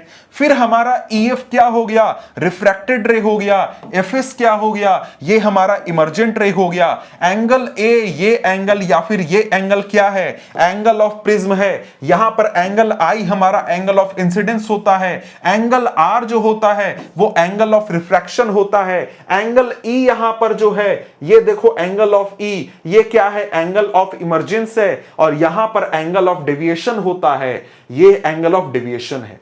आपको यहां पर स्पेशली ध्यान रखना है कि जो एंगल ऑफ डेविएशन है वो हमारा इंसिडेंट रे और इमर्जेंट रे के बीच में होता है। एंगल आई इंसिडेंट रे और हमारे नॉर्मल के बीच में होता है, और रिफ्रैक्टेड रे सॉरी एंगल ऑफ रिफ्रैक्शन हमारे नॉर्मल और रिफ्रैक्टेड रे के बीच में होता है। इस प्रकार से आपको एंगल्स ध्यान में रखने हैं, ठीक है। तो यहां पर इसको ध्यान रखने के बाद यहां पर अगर आप देखो तो इसी पर आपका क्वेश्चन पूछ दिया है। क्या क्वेश्चन पूछा है यहां पर? यह क्वेश्चन पूछा है in the given figure the angle of incidence and the angle of deviation respectively are. Angle of incidence कौन सा है, एंगल ऑफ डेविएशन कौन सा है? तो यहां पर आपको पता है कि ये हमारा इंसिडेंट रे है, और इंसिडेंट रे का नॉर्मल के साथ जो एंगल बनता है ये हमारा एंगल ऑफ इंसिडेंस कहलाता है। और साथ ही साथ इंसिडेंट रे और इमर्जेंट रे को जब हम लोग सीधे निकाल देते हैं तो इनके बीच में जो एंगल बनता है इसको हम लोग क्या बोलते हैं, एंगल ऑफ डेविएशन बोलते हैं। तो 1 और 6 होगा, डी नंबर ऑप्शन हमारा यहां पर सही हो जाएगा। ये क्वेश्चन आपका सिंपली पूछा था। इसी प्रकार से और देखें तो ऐसे ही क्वेश्चन मेरे ख्याल से और पूछे गए हैं, तो वो हमारे डिस्पर्सन से पूछे गए हैं। यहां पर अभी हम लोग डिस्पर्सन में देखेंगे। अगर यहां पर इसका अगर हम लोग एनसीईआरटी में पढ़े तो वही बातें समझाई गई हैं जो कि मैंने आपको अभी बताया। कहता है P इज द इंसिडेंट रे। PE क्या है भाई? इंसिडेंट रे है। EF हमारा रिफ्रैक्टेड रे है, और FS हमारा इमर्जेंट रे है। कहता है you may note that a ray of light is entering from air to glass at the surface AB surface पर लाइट कहां से एंटर कर रहा है? लाइट हमारा एयर से ग्लास में एंटर कर रहा है। इस वजह से क्या होता है, जो लाइट रे है वो रिफ्रैक्शन के बाद नॉर्मल की ओर बेंड करता है। समझ गए? इसके बाद कहता है AC सरफेस पर जो लाइट रे है वो ग्लास से एयर में एंटर कर रहा है, ग्लास से एयर में जा रहा है, इसलिए ये क्या करेगा, नॉर्मल से दूर की ओर बेंड करेगा। ठीक है, नॉर्मल से दूर जाएगा। कहता है compare the angle of incidence and angle of refraction at each refracting surface of prism. Is this similar to the kind of bending that occurs in the glass slab? क्या यहां पर वैसा ही बेंडिंग हो रहा है जैसा कि ग्लास स्लैब में हुआ था? तो ये आप आंसर जरा सोच करके कमेंट करो कि क्या यहां पर प्रिज्म में जो रिफ्रैक्शन हो रहा है वो क्या ग्लास स्लैब जैसा ही है या इसमें कुछ डिफरेंस है? ठीक है, ये आप बताओ। कहता है the peculiar shape of prism makes the emergent ray bend at an angle to the direction of the incident ray. कहता है कि भाई देखो जो प्रिज्म का शेप है, इस शेप की वजह से हमको क्या देखने को मिलता है कि जो हमारा इमर्जेंट रे है वो इंसिडेंट रे से एक एंगल पर बेंड होकर के बाहर आता है। हम लोग ग्लास स्लैब में क्या देख रहे थे कि जब रिफ्रैक्शन हुआ और लाइट रे ग्लास स्लैब से बाहर आया तो वो इंसिडेंट रे के पैरेलल था, लेकिन यहां पर जो लाइट रे है वो एक एंगल पर बेंड होकर के बाहर आ रहा है। ठीक है, कहता है this angle is called angle of deviation, यानी कि इंसिडेंट रे और हमारे इमर्जेंट रे के बीच में जो एंगल बनेगा उसको एंगल डी यानी कि एंगल ऑफ डेविएशन यहां पर हम लोग बताते हैं, एंगल ऑफ डेविएशन बोलते हैं। यह चीज आपने समझ लिया, देख लिया। अब यहां पर हम लोग क्या देखने वाले हैं, टॉपिक नंबर 10.4 देखने वाले हैं। ये क्या है, ये है dispersion of white light by a glass prism. हमने क्या किया, अभी समझ लिया कि भाई हमारे ग्लास प्रिज्म से किस प्रकार से रिफ्रैक्शन होता है। अब यहां पर हम लोग क्या करेंगे, हम लोग ग्लास प्रिज्म से व्हाइट लाइट गुजारेंगे और उस व्हाइट लाइट का डिस्पर्सन करेंगे। ठीक है, अब यहां पर सबसे पहले सवाल आता है कि ये व्हाइट लाइट क्या होता है भाई। अब यहां पर व्हाइट लाइट सिंपल आपको समझना है, तो जो सनलाइट देखते हो वो हमारा एक व्हाइट लाइट है। व्हाइट लाइट बहुत सिंपल सा चीज है, कोई भी ऐसा लाइट जो कि 7 कलर्स से मिलकर के बना हुआ है वो हमारा क्या होता है, व्हाइट लाइट कहलाता है। 7 कलर्स कौन से भाई, विबग्योर, VGYOR। विबग्योर मतलब violet, indigo, blue, green, yellow, orange, red. ये 7 कलर्स से मिलकर के जो भी लाइट बनेगा उसको हम लोग व्हाइट लाइट बोलते हैं। ठीक है, अब यहां पर हम लोग क्या करने वाले हैं, व्हाइट लाइट गुजारने वाले हैं ग्लास प्रिज्म से। अब यहां पर क्या बोल रहा है कि you must have seen and appreciated the spectacular colours in a rainbow. आपने रेनबो देखा है और रेनबो देखकर आपको बहुत खुशी होती है भाई, सब कोई को होती है, मुझे भी होती है, आपको भी होती है, बहुत अच्छा लगता है जब हमको रेनबो दिखता है। कहता है how could the white light of the sun give us various colours of the rainbow. भाई सन का लाइट को व्हाइट लाइट हम बोलते हैं, तो जो हमारा सनलाइट है वो हमको 7 कलर्स कैसे दे सकता है, उससे हमको 7 कलर्स कैसे दिखाई देते हैं। तो ये चीज समझने से पहले, रेनबो कैसे बनता है ये समझने से पहले हम लोग क्या करेंगे, हम लोग ग्लास प्रिज्म से डिस्पर्सन समझेंगे कि ग्लास प्रिज्म से हम लोग किस प्रकार से व्हाइट लाइट से 7 कलर्स प्राप्त कर सकते हैं। ठीक है, अब यहां पर अगर हम लोग देखें तो यहां पर यही चीज आपको एक्टिविटी 10.2 में करनी है। यहां पर क्या बोल रहा है, एक कार्डबोर्ड का बड़ा मोटा थिक शीट लो, बड़ा सा शीट लो, उसमें एक स्मॉल होल कर दो या नैरो स्लिट लगा दो मिडिल में और इससे सनलाइट निकलने दो, मतलब इतना छोटा लगाओ जिससे सनलाइट क्रॉस कर सके। और इस सनलाइट को हम लोग क्या करेंगे, हम लोग यहां पर प्रिज्म पर ग्लास प्रिज्म से गुजारेंगे। जब ग्लास प्रिज्म से सनलाइट को हम लोग गुजारेंगे तब वहां पर हमको क्या देखने को मिलेगा कि दूसरी ओर से हमको 7 कलर्स प्राप्त होंगे। मतलब यहां पर अगर तुम देखते हो तो इस प्रकार का इफेक्ट हमको मिलेगा, मतलब एक तरफ से एंटर करेगा हमारा सनलाइट, लेकिन दूसरी तरफ अगर कोई शीट लगाते हैं, पेपर लगाते हैं और उस पर लाइट प्राप्त करते हैं तो वो लाइट हमको कैसा दिखेगा, एक बैंड ऑफ कलर्स दिखेगा, स्पेक्ट्रम दिखेगा जिसमें 7 रंग हमको दिखेंगे। हो सकता है सातों रंग हमको क्लियरली ना दिखे, लेकिन वहां पर 7 रंग मौजूद हैं, 7 कलर्स मौजूद हैं। कौन कौन से, विब ग्योर, जो कि मैंने आपको अभी तुरंत बताया, ये 7 कलर्स हमको दूसरी तरफ यहां पर मिल जाएंगे। ठीक है, अब यहां पर क्या बोल रहा है, बोल रहा है the prism has probably split the incident white light into band of colours. ये हमको 7 रंग क्यों मिले, क्योंकि जो प्रिज्म है उसने व्हाइट लाइट को स्प्लिट कर दिया बैंड ऑफ कलर्स में। कहता है कि note the colours that appear at the two end of colour band, what is the sequence of colour that you see on the screen. भाई कौन कौन से कलर मिले, उसका सीक्वेंस क्या है। तो सीक्वेंस याद करने के लिए बार बार आपको बता रहा हूं, विब ग्योर। ठीक है, विब ग्योर आपको याद रखना है, यही सीक्वेंस में हमको कलर्स प्राप्त होंगे। कहता है the various colours seen are violet, indigo, blue, green, yellow, orange and red as shown in the figure 10.5. The acronym VIBGYOR will help you to remember the sequence of color. The band of colored component of light beam is called spectrum. ये जो colored component का band है, यानी ये जो दूसरी तरफ ये बैंड हमको कलर का प्राप्त हुआ, इसको हम लोग स्पेक्ट्रम बोलते हैं। ठीक है, अब यहां पर अगर हम लोग देखें तो आगे क्या बोलता है, कहता है you might not be able to see all the colors separately, yet something make each color distinct from each other. The splitting of light into component color is called dispersion. अब यहां पर आपको क्या पढ़ाया जा रहा था, topic dispersion of white light by prism. ठीक है, अब यहां पर डिस्पर्सन का मतलब क्या हुआ, सिंपल सा मतलब है कि भाई जब व्हाइट लाइट को हम कंपोनेंट कलर्स में तोड़ते हैं, कंपोनेंट कलर्स कहने का क्या मतलब हुआ, भाई देखो व्हाइट लाइट जो है ना वो 7 कलर्स से मिलकर के बना हुआ है, 7 कलर्स के नाम आपको बता दिए। अब यहां पर जब उन कंपोनेंट कलर में जिनसे मिलकर के व्हाइट लाइट बना है, उन कलर्स में हम लोग जब व्हाइट लाइट को तोड़ते हैं तो वो हमारा क्या कहलाता है, ये प्रोसेस हमारा डिस्पर्सन कहलाता है। ठीक है, अब यहां पर अगर आप देखो तो आगे क्या बताता है, आगे बताता है you have seen that white light is dispersed into its 7 colour component by a prism. ठीक है भाई, समझ गए। अब यहां पर आगे क्या बोलता है, why do we get this colours, ये जो 7 कलर हमको मिले भाई डिस्पर्सन के बाद मिल गए, लेकिन ये 7 कलर क्यों मिले, क्यों व्हाइट लाइट 7 कलर्स में टूट गया। कहता है different colours of light bend through different angle with respect to incident ray as they pass through a prism. अब यहां पर क्या बोल रहा है, बोल रहा है कि देखो हमारा जो व्हाइट लाइट है वो 7 कलर्स से मिलकर के बना हुआ है, 7 कलर्स एक साथ जब आते हैं तब हमारा व्हाइट लाइट बनता है। और व्हाइट लाइट जब प्रिज्म से गुजरता है तो उसमें जो 7 कलर्स मौजूद होते हैं, जो 7 कलर हैं वो अलग अलग एंगल पर बेंड होते हैं, और अलग अलग एंगल पर बेंड होने के बाद जब वो प्रिज्म से बाहर आते हैं तो वो अलग अलग रास्ते ले लेते हैं, और उसकी वजह से हमको 7 कलर्स यहां पर दिखने लगते हैं।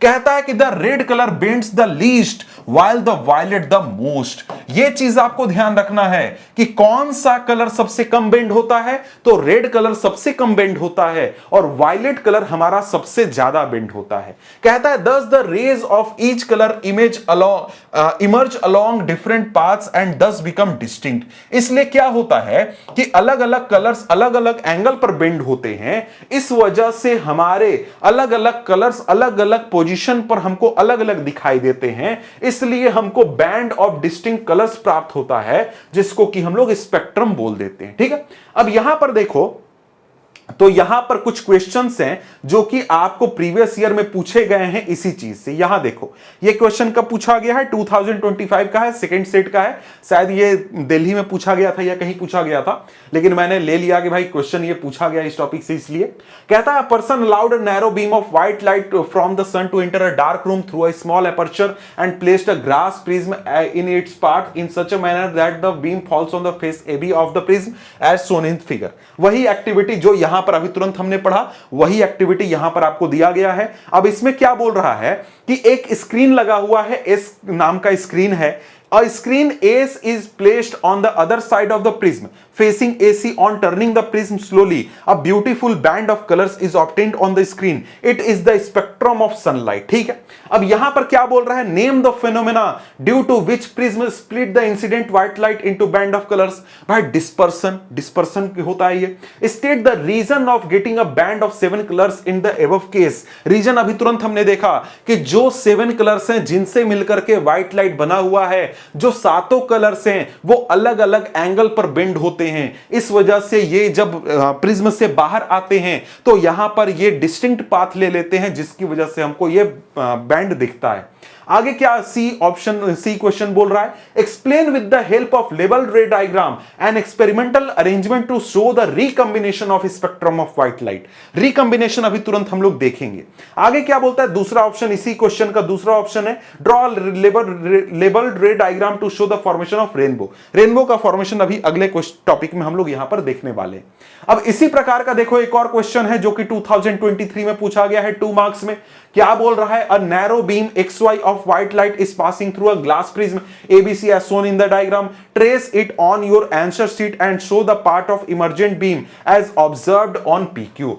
यहां पर आपको क्या करना है, यहां पर आपको इसका पाथ बनाना है और यहां पर आपको 7 कलर्स दिखाने होंगे। 7 कलर्स में सबसे ऊपर कौन लिखेगा, रेड लिखेगा, सबसे नीचे कौन लिखेगा, वायलेट लिखेगा, क्योंकि रेड कलर सबसे कम हमारा बेंड होता है और वायलेट कलर सबसे ज्यादा बेंड होता है। Name the phenomena observed and state it's cause.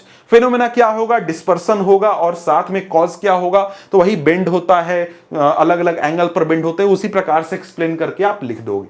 तो ये टॉपिक थोड़ा इंपॉर्टेंट है, इससे क्वेश्चन आजकल पूछे जा रहे हैं, ये चीज आपको ध्यान रखना है। ठीक है, अब यहां पर हम लोगों को आगे क्या देखना है, recombination of the spectrum of white light. White light का रिकॉम्बिनेशन कैसे होता है।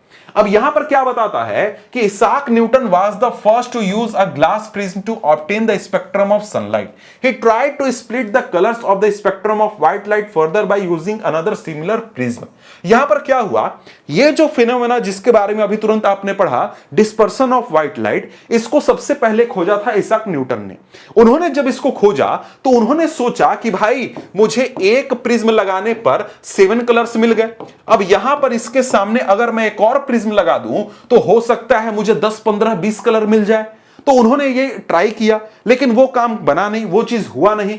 बल्कि उसके बाद उन्होंने क्या किया, उन्होंने दूसरे प्रिज्म को इन्वर्टेड पोजीशन पर लगा दिया। मतलब एक प्रिज्म को ऐसे लगाया तो दूसरे प्रिज्म को इस प्रकार से जब उन्होंने लगा दिया तो उन्होंने देखा कि एक तरफ से हमारा पहले प्रिज्म से डिस्पर्सन के बाद हमें 7 कलर्स मिलते हैं और उसके बाद दूसरे प्रिज्म से क्या होता है, ये सातों कलर्स मिलकर के सिंगल व्हाइट लाइट बना देते हैं। यानी कि यहां पर क्या होता है, दूसरे प्रिज्म को जब उल्टा करके हम लोग लगा देते हैं तो यहां पर रिकॉम्बिनेशन होता है, सातों कलर्स जो हैं वो दोबारा मिल जाते हैं एक दूसरे के साथ और व्हाइट लाइट के रूप में ये बाहर आ जाते हैं हमारे प्रिज्म से। ठीक है, अब यहां पर इसके बाद देखें तो आगे यहां पर क्या बोलता है, आगे बोलता है कि this allowed all the colours of the spectrum to pass through the second prism, he found a beam of white light emerging from the other side of second prism, this observation gave Newton the idea that sunlight is made up of 7 colours. यही चीज से हमको पता चला, जब ये recombination को हमने देखा तब पता चला कि भाई जो हमारा सनलाइट होता है या व्हाइट लाइट होता है वो 7 कलर्स से मिलकर के बना हुआ होता है। अब यहां पर क्या बोल रहा है, any colour that gives a spectrum of similar to that of sunlight is often referred to as white light. अगर आपसे कभी पूछ दिया जाए कि भाई व्हाइट लाइट क्या होता है, तो भाई सिंपल आपको लिखना है कि व्हाइट लाइट वैसा लाइट होता है जो कि 7 कलर्स के कॉम्बिनेशन से बनता है। यानी कि अगर उससे हम लोग डिस्पर्सन कराएं तो हमको 7 कलर्स प्राप्त होंगे, तो वो हमारा क्या है, व्हाइट लाइट है। अब यहां पर इसके बाद हमको क्या देखना है, इसके बाद हमको रेनबो फॉर्मेशन पढ़ना है कि रेनबो कैसे बनता है। ठीक है, कहता है a rainbow is a natural spectrum appearing in the sky after the rain shower. कहता है रेनबो क्या है, एक नेचुरल स्पेक्ट्रम है। भाई प्रिज्म में तो हम लोग कुछ इधर उधर करते हैं तब हमको क्या मिलता है, हमको स्पेक्ट्रम दिखाई देता है, लेकिन रेनबो नेचुरली फॉर्म होता है और नेचुरली हमको 7 कलर्स दिखाई देते हैं जो कि सन के व्हाइट लाइट से बनते हैं। ठीक है, तो ये एक प्रकार का नेचुरल स्पेक्ट्रम है। अब आपने एक चीज ध्यान दिया होगा कि रेनबो आपको कब दिखेगा, रेनबो आपको हमेशा बारिश के बाद दिखता है। जब बारिश होती है उसके बाद जब सन दिखता है हमको, जब सूर्य आता है तब हमको वहां पर रेनबो दिखाई देता है। ऐसा क्यों होता है, ऐसा इसलिए होता है क्योंकि जब हमारे एटमॉस्फेयर में, हमारे पूरे आसपास में बहुत सारे वाटर पार्टिकल्स होते हैं, वाटर ड्रॉपलेट्स होते हैं एटमॉस्फेयर में, और उनके ऊपर जब सनलाइट पड़ता है तब वहां पर वो एक प्रकार से वो जो ड्रॉपलेट्स हैं, छोटे छोटे ड्रॉपलेट्स, वो प्रिज्म के जैसा काम करने लगते हैं, रिफ्रैक्शन करने लगते हैं और हमको वहां पर बैंड ऑफ कलर्स दिखाने लगते हैं, स्पेक्ट्रम दिखाने लगते हैं। इसीलिए हमको देखने को मिलता है कि बारिश के बाद ही हमको इंद्रधनुष दिखाई देता है या फिर रेनबो दिखाई देता है, क्योंकि बारिश के बाद क्या होगा, हमारे एटमॉस्फेयर में बहुत सारे वाटर ड्रॉपलेट्स प्रेजेंट होंगे जो कि प्रिज्म के जैसा काम करेंगे और वहां पर रिफ्रैक्शन करेंगे, डिस्पर्सन करेंगे, जिससे कि हमको क्या दिखेगा, जिससे हमको रेनबो दिखेगा। ठीक है, कहता है a rainbow is always formed in the direction opposite to that of the sun. मतलब क्या हुआ, आपके इलाके में बारिश हुई और बारिश के बाद सन आया और आपको रेनबो कहां दिखेगा, सन के अपोजिट डायरेक्शन में दिखेगा। अगर सन इस तरफ है तो रेनबो आपको इस तरफ दिखेगा और अगर सन इस तरफ है तो रेनबो इस तरफ दिखेगा। ये चीज आप कभी ध्यान देना, ये चीज बहुत कॉमन सी चीज है। ठीक है, कहता है the water droplets act light small prism. जो वाटर ड्रॉपलेट्स होते हैं एटमॉस्फेयर में प्रेजेंट, वो स्मॉल प्रिज्म के रूप में काम करते हैं। वो रिफ्रैक्शन करते हैं, डिस्पर्सन करते हैं सनलाइट का, उसके बाद इंटरनली रिफ्लेक्ट करते हैं और फिर से उसको रिफ्रैक्ट करके दोबारा कहां भेज देते हैं, रेन ड्रॉप के बाहर भेज देते हैं, हम तक भेज देते हैं। ठीक है, due to the dispersion of light, internal reflection, different colours reach the observer eye. अलग अलग कलर जो हैं वो ऑब्जर्वर के आई तक पहुंचते हैं और हमको क्या दिखता है, एक बैंड ऑफ कलर्स दिखता है। अब यहां पर इसको जरा सा हम लोग क्या कर लेते हैं, जरा सा समझ लेते हैं रेनबो फॉर्मेशन को। ठीक है, रेनबो फॉर्मेशन अगर हम लोग देखें यहां पर, तो ये हमारा क्या है, ये रेनबो है जो कि आपको आसमान में दिखाई देता है। ये बनता कैसे है, यहां पे देखो सनलाइट आया, सनलाइट के अपोजिट डायरेक्शन में हमको क्या दिखेगा, हमको रेनबो दिखेगा। सनलाइट आया तो सनलाइट सबसे पहले क्या करेगा, हमारे वाटर ड्रॉपलेट में एंटर करेगा। वाटर ड्रॉपलेट क्या कर रहा है, प्रिज्म के रूप में काम कर रहा है। और वाटर ड्रॉपलेट में जब ये सनलाइट एंटर करेगा तो वाटर ड्रॉपलेट में एंटर करने समय क्या होगा, रिफ्रैक्शन होगा। रिफ्रैक्शन क्यों होगा, क्योंकि बाहर हमारा है एयर और यहां पर क्या है, यहां पर वाटर है, तो रिफ्रैक्शन होगा। और जिस समय रिफ्रैक्शन होगा उस समय क्या होगा, ये जो व्हाइट लाइट है ये 7 कलर्स में सातों जो रंग है वो अलग अलग डायरेक्शन ले लेंगे। रिफ्रैक्शन के बाद यहां पर क्या होगा, डिस्पर्सन होगा। भाई डिस्पर्सन मतलब कि 7 कलर्स में वो टूट रहा है। उसके बाद क्या होगा, यहां पर वो इंटरनली रिफ्लेक्ट करेगा और रिफ्लेक्ट करने के बाद वो यहां पर आएगा इधर और यहां पर फिर से रिफ्रैक्शन के जरिए ये बाहर आ जाएगा और यहां पर कोई आदमी खड़ा है उसको यहां पर दिखाई देगा। जैसे यहां पर देखो ये लड़का खड़ा है, इधर से सनलाइट आया और एक नहीं हजारों की संख्या में, लाखों की संख्या में वाटर ड्रॉपलेट्स हैं, हर ड्रॉपलेट से इसी प्रकार का हमारा यहां पर रिफ्रैक्शन हो रहा है, डिस्पर्सन हो रहा है, और यहां पर हमको हमारे आंखों तक क्या होता है, हजारों जो ड्रॉपलेट्स हैं उनके द्वारा लाइट्स पहुंचते हैं और एक बड़ा सा बैंड, बड़ा सा हमको इंद्रधनुष या फिर रेनबो दिखाई देता है। ठीक है, अब यहां पर देखो एक चीज एक्स्ट्रा थोड़ा सा मैं बताना चाहूंगा कि यहां पर देखो एक चीज समझो कि एक ड्रॉपलेट जो है वो जब 7 कलर्स में व्हाइट लाइट को तोड़ता है तो उस ड्रॉपलेट से जो 7 रंग निकलते हैं, हर रंग हमारी आंखों तक नहीं पहुंचता है, उसमें से कोई एक कलर हमारी आंखों तक पहुंचता है। इसका क्या मतलब हुआ? इसका यहां पर मतलब यह हुआ कि देखो यहां पर ऊपर एक ड्रॉपलेट है, उसके नीचे ड्रॉपलेट है, नीचे ड्रॉपलेट है, नीचे ड्रॉपलेट है, बहुत सारे ड्रॉपलेट हैं। ऊपर वाले ड्रॉपलेट का हमको क्या दिखेगा? रेड कलर हमारी आंखों तक पहुंचेगा। उसके नीचे वाले ड्रॉपलेट का क्या मिलेगा? तो ऑरेंज कलर दिखेगा, उसके नीचे येलो। तो इस प्रकार से बहुत सारे ड्रॉपलेट्स के लाइट रेज हमारे आंखों तक पहुंचते हैं और हमको बड़ा सा यहां पर क्या दिखता है? इंद्रधनुष दिखाई देता है, बड़ा सा रेनबो दिखाई देता है। अब देखो रेनबो को और डिटेल में पढ़ना चाहोगे तो और भी बहुत इसमें थोड़ा मोड़ा चीज है जो कि एक्स्ट्रा है, आप चाहो तो कभी उसको पढ़ सकते हो। ठीक है, अब यहां पर इसके बाद अगर हम लोग आगे बढ़ते हैं तो आगे हमारे सामने क्या आ जाता है? आगे कहता है you can also see a rainbow on sunny day when you look at sky through a waterfall और through a water fountain with the sun behind you.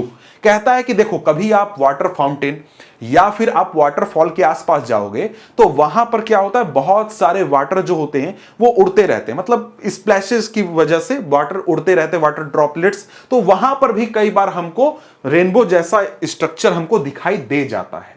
ठीक है, अब यहां पर देखो यही क्वेश्चन पूछा है। क्या क्वेश्चन है? ये क्वेश्चन है असर्शन रीजन का, क्वेश्चन 2024 का है। The rainbow is a natural spectrum of sunlight in the sky. तो भाई बात सही है, ये चीज अभी तुरंत हमने पढ़ी। इसका रीजन क्या बोलता है? Rainbow is formed in the sky when sun is overhead and water droplets are also present in air. क्या ये सही रीजनिंग है? जी हां, बिल्कुल सही रीजन है। आगे अगर देखें अगला क्वेश्चन क्या है भाई? अगला क्वेश्चन यहां पर है जो कि 2025 का सेट 6 में पूछा गया है। ये ऑल इंडिया क्वेश्चन था। What is a rainbow? Rainbow क्या होता है? We see a rainbow in the sky only after the rainfall. Why? Rainfall के बाद ही क्यों दिखाई देता है ये बता सकते हो, आसानी से आप यहां पर इसको आंसर कर सकते हो। ठीक है, अब इसके बाद यहां पर आगे बढ़ते हैं तो आगे हमारे सामने क्या आ जाता है? आगे हमारे सामने आ जाता है एटमॉस्फेरिक रिफ्रैक्शन। हमको अब यहां पर क्या देखना है? एटमॉस्फेरिक रिफ्रैक्शन देखना है कि यहां पर हमारे एटमॉस्फेयर के द्वारा रिफ्रैक्शन किस प्रकार से होता है, यह चीज यहां पर हम समझेंगे। टॉपिक नंबर है 10.5। कहता है you might have observe the apparent random wavering or flickering of objects seen through the turbulent stream of hot air rising above a wire or a radiator. The air just above the fire becomes hotter than the air further up. The hotter air is lighter, less dense than the cooler air above it and has a refractive index slightly less than that of cooler air. भाई बहुत इधर उधर की बातें हैं, मैं तुमको आसानी से एक दो लाइन में समझा दूंगा। अब यहां पर ये कह क्या रहा है इसको जरा सा मैं समझा ही देता हूं। ठीक है, वो उतना कुछ खास बात नहीं बोल रहा है। देखो इस तस्वीर, ये जो इमेज आप देख रहे हो ना, इसकी बात कर रहा है कि आपने कई बार देखा होगा कि कहीं पर आग जलता है या फिर कहीं पर आपको गाड़ी जब गर्म होती है, रेडिएटर वगैरह गर्म होता है, तो उसके ऊपर जब आप देखोगे, बिल्कुल ऊपर आप देखोगे तो इस इलाके में जैसा आप देख सकते हो आपको चीजें धुंधली दिखाई देती हैं।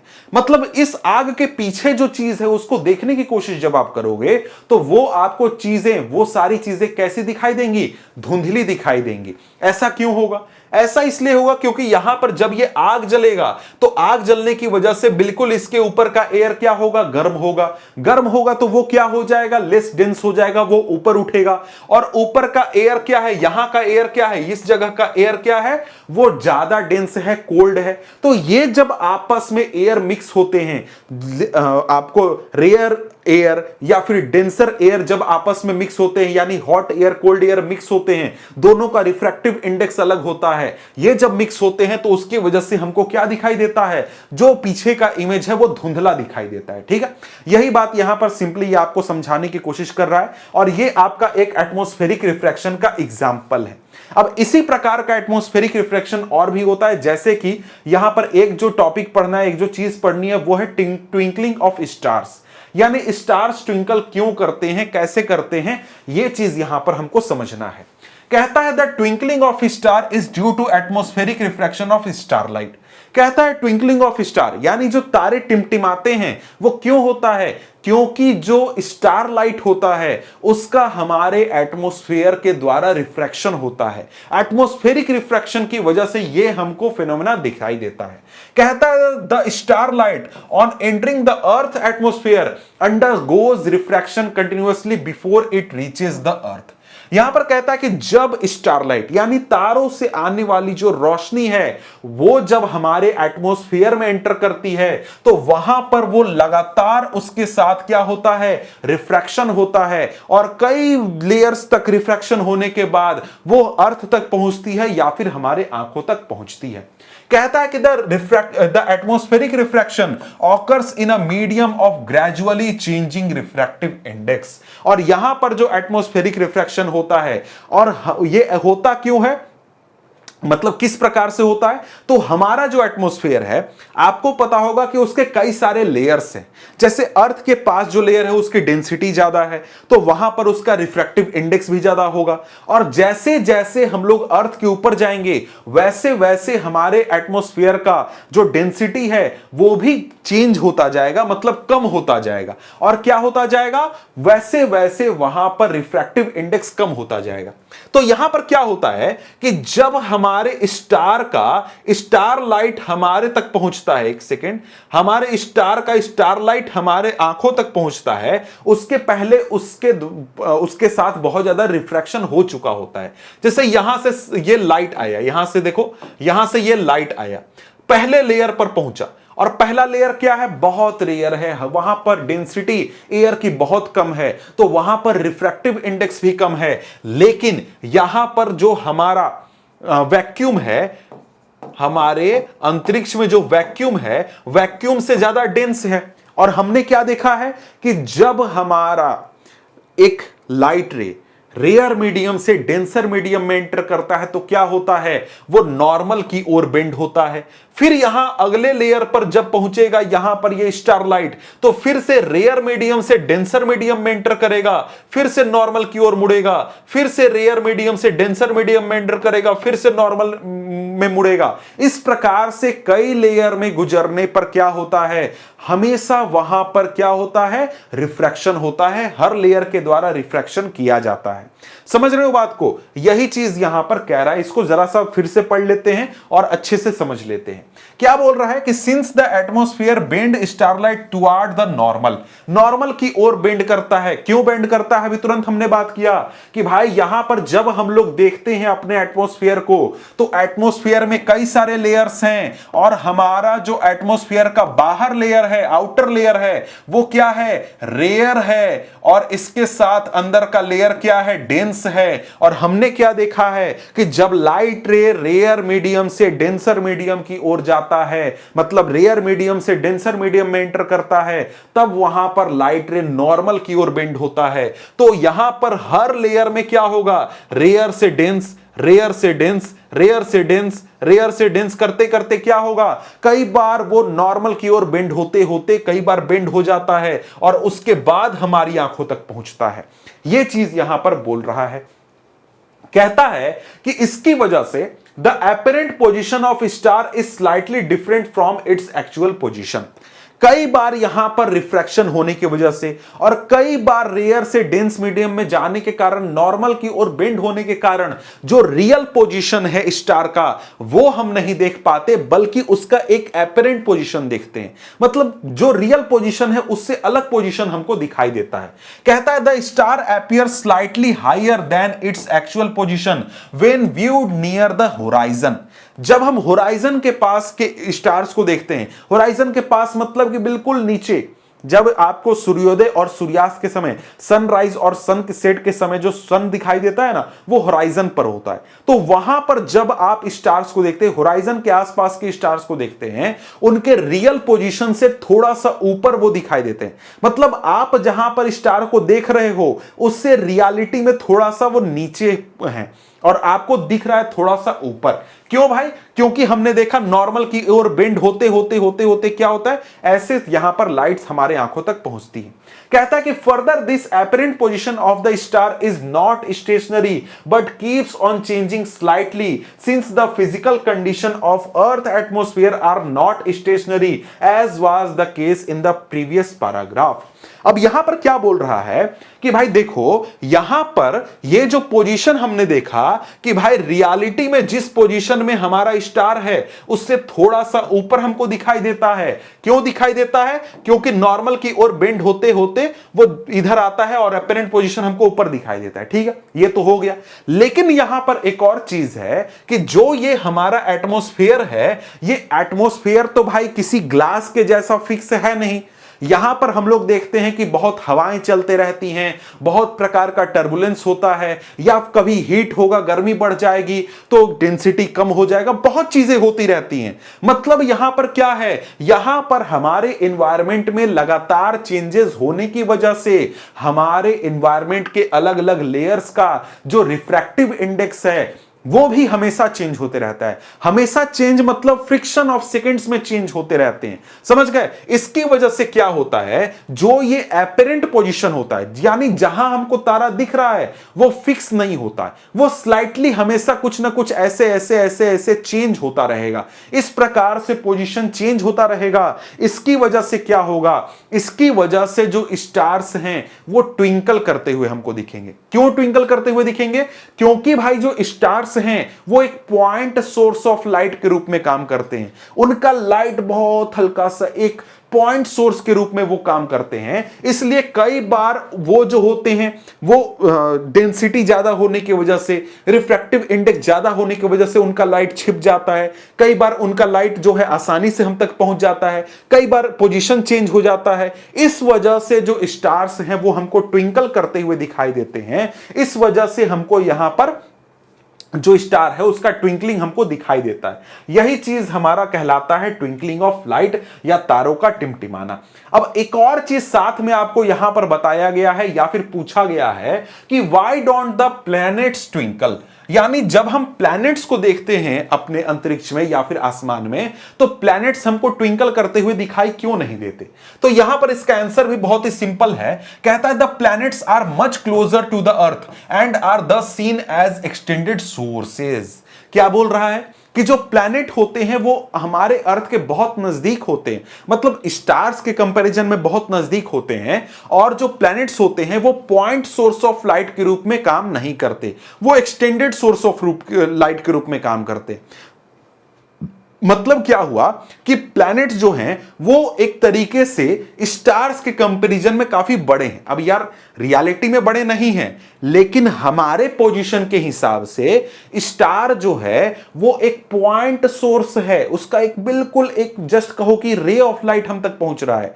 और जो यहां पर हमारे आसपास जो प्लैनेट्स हैं वो बहुत नजदीक होने की वजह से उनके जो बॉडी है उनका, उसके बॉडी के अलग अलग पार्ट से बहुत सारे लाइट रेज हम तक आ रहे हैं। इसकी वजह से क्या होता है, जो हमारे प्लैनेट्स होते हैं वो collection of large number of point size sources के जैसा काम करते हैं। मतलब प्लैनेट के बॉडी के अलग अलग पार्ट से लाइट रेज हम तक पहुंच रहे हैं, बहुत सारे लाइट रेज हम तक पहुंच रहे हैं। इसकी वजह से प्लैनेट्स में अगर थोड़ा मोड़ा फ्लक्चुएशन हो भी जाए तो वहां पर उनके टोटल लाइट रेज में कोई फर्क नहीं होता और सारे लाइट रेज एवरेज करके हम तक पहुंच जाते हैं। इस वजह से यहां पर हमको ट्विंकलिंग इफेक्ट प्लैनेट्स में दिखाई नहीं देता है।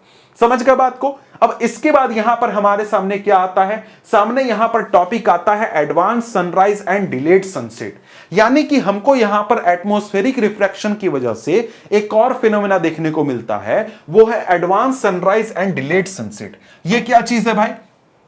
तो यहां पर बहुत ही सिंपल सी चीज है कि देखो, जब हम लोग सनराइज देखते हैं, जब हम लोग बाहर निकल करके सुबह सुबह सनराइज देखते हैं तो रियलिटी में उस समय सनराइज हुआ नहीं है। क्यों भाई? क्योंकि सनराइज के 2 मिनट पहले ही हमको सन दिखाई देने लगता है और साथ ही साथ सनसेट के 2 मिनट बाद तक, रियलिटी में सनसेट हो जाने के 2 मिनट बाद तक हमको सन दिखाई देते रहता है। ऐसा क्यों होता है? एटमॉस्फेरिक रिफ्रैक्शन की वजह से होता है।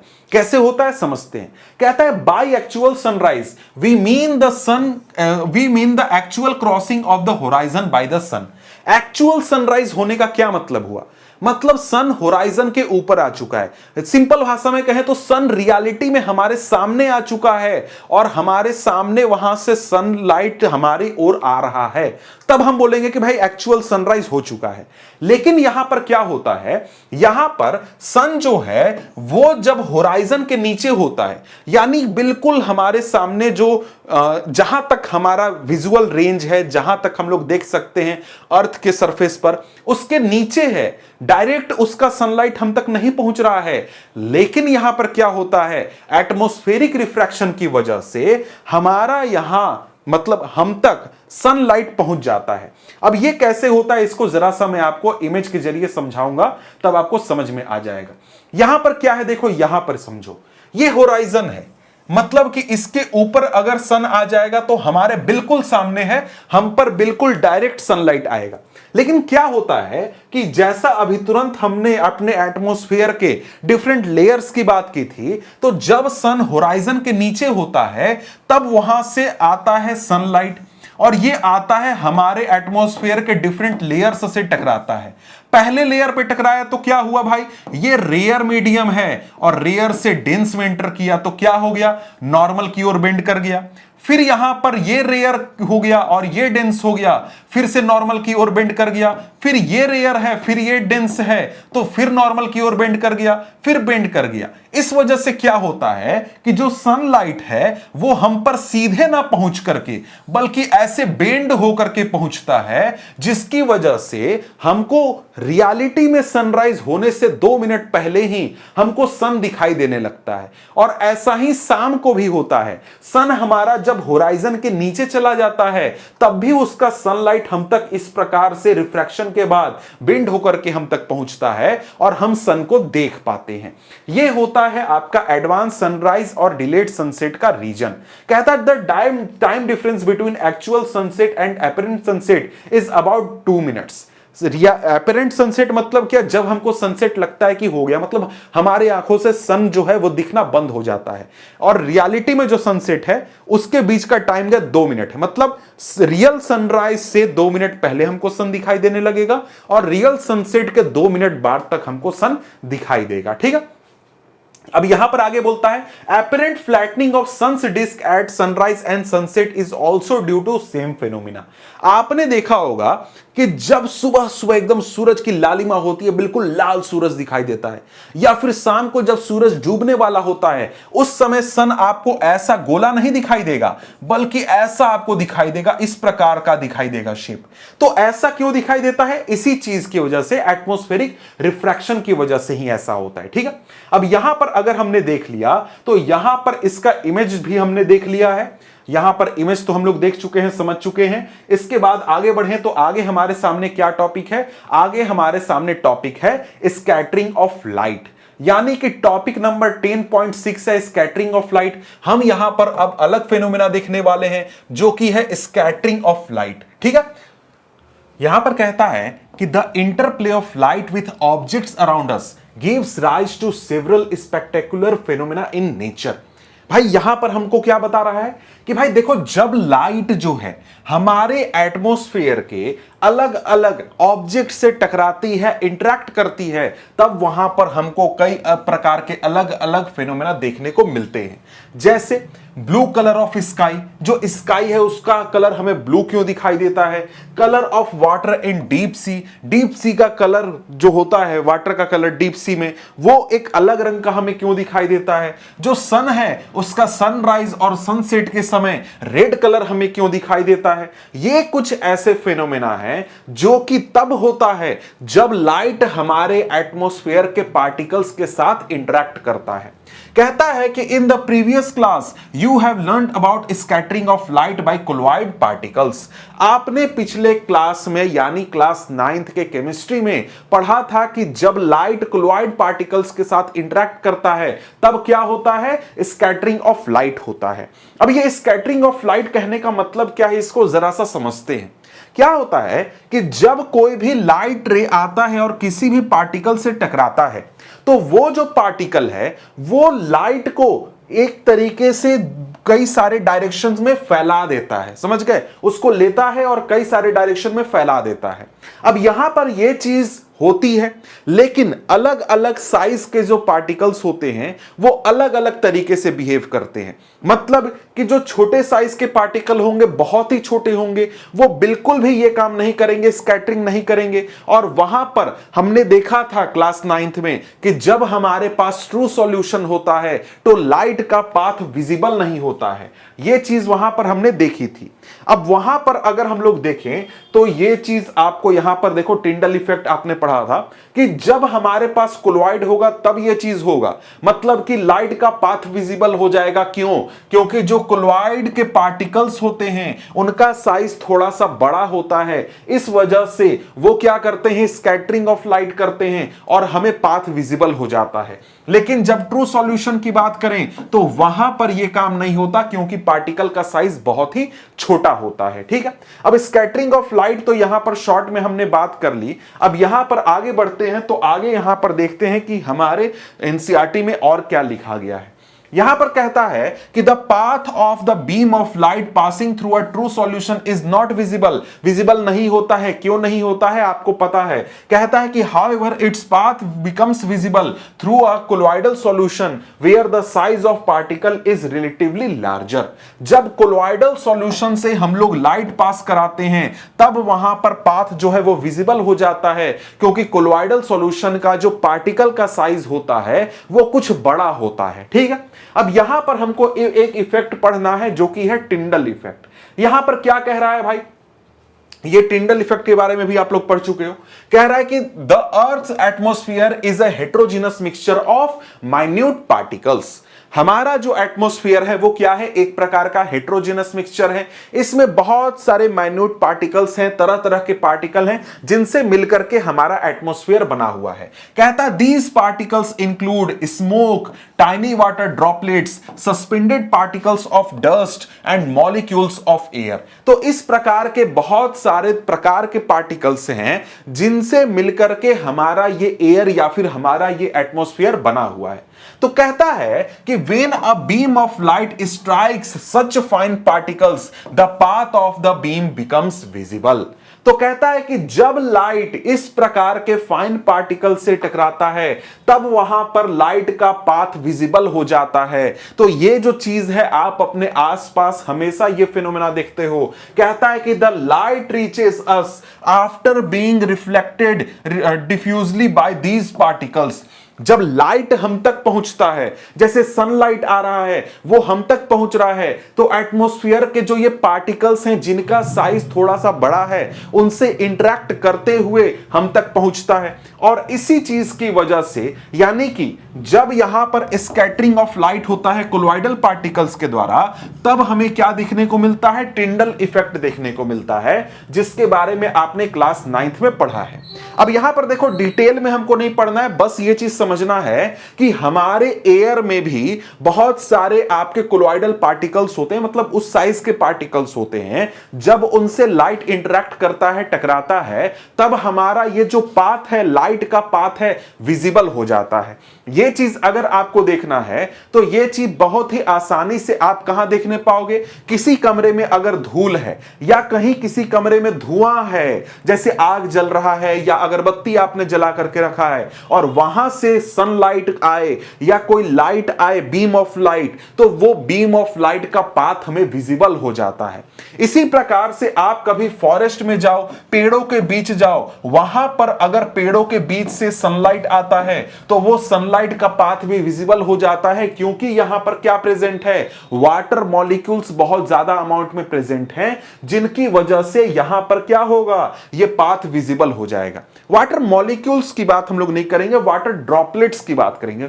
टाइनी वाटर ड्रॉपलेट्स होते हैं जो कि एयर में प्रेजेंट होते हैं, मिस्ट कह सकते हैं, जिनकी वजह से यहां पर यह पाथ हमारा विजिबल हो जाता है। समझ गए? तो यहां पर यह चीज आपका है टिंडल इफेक्ट।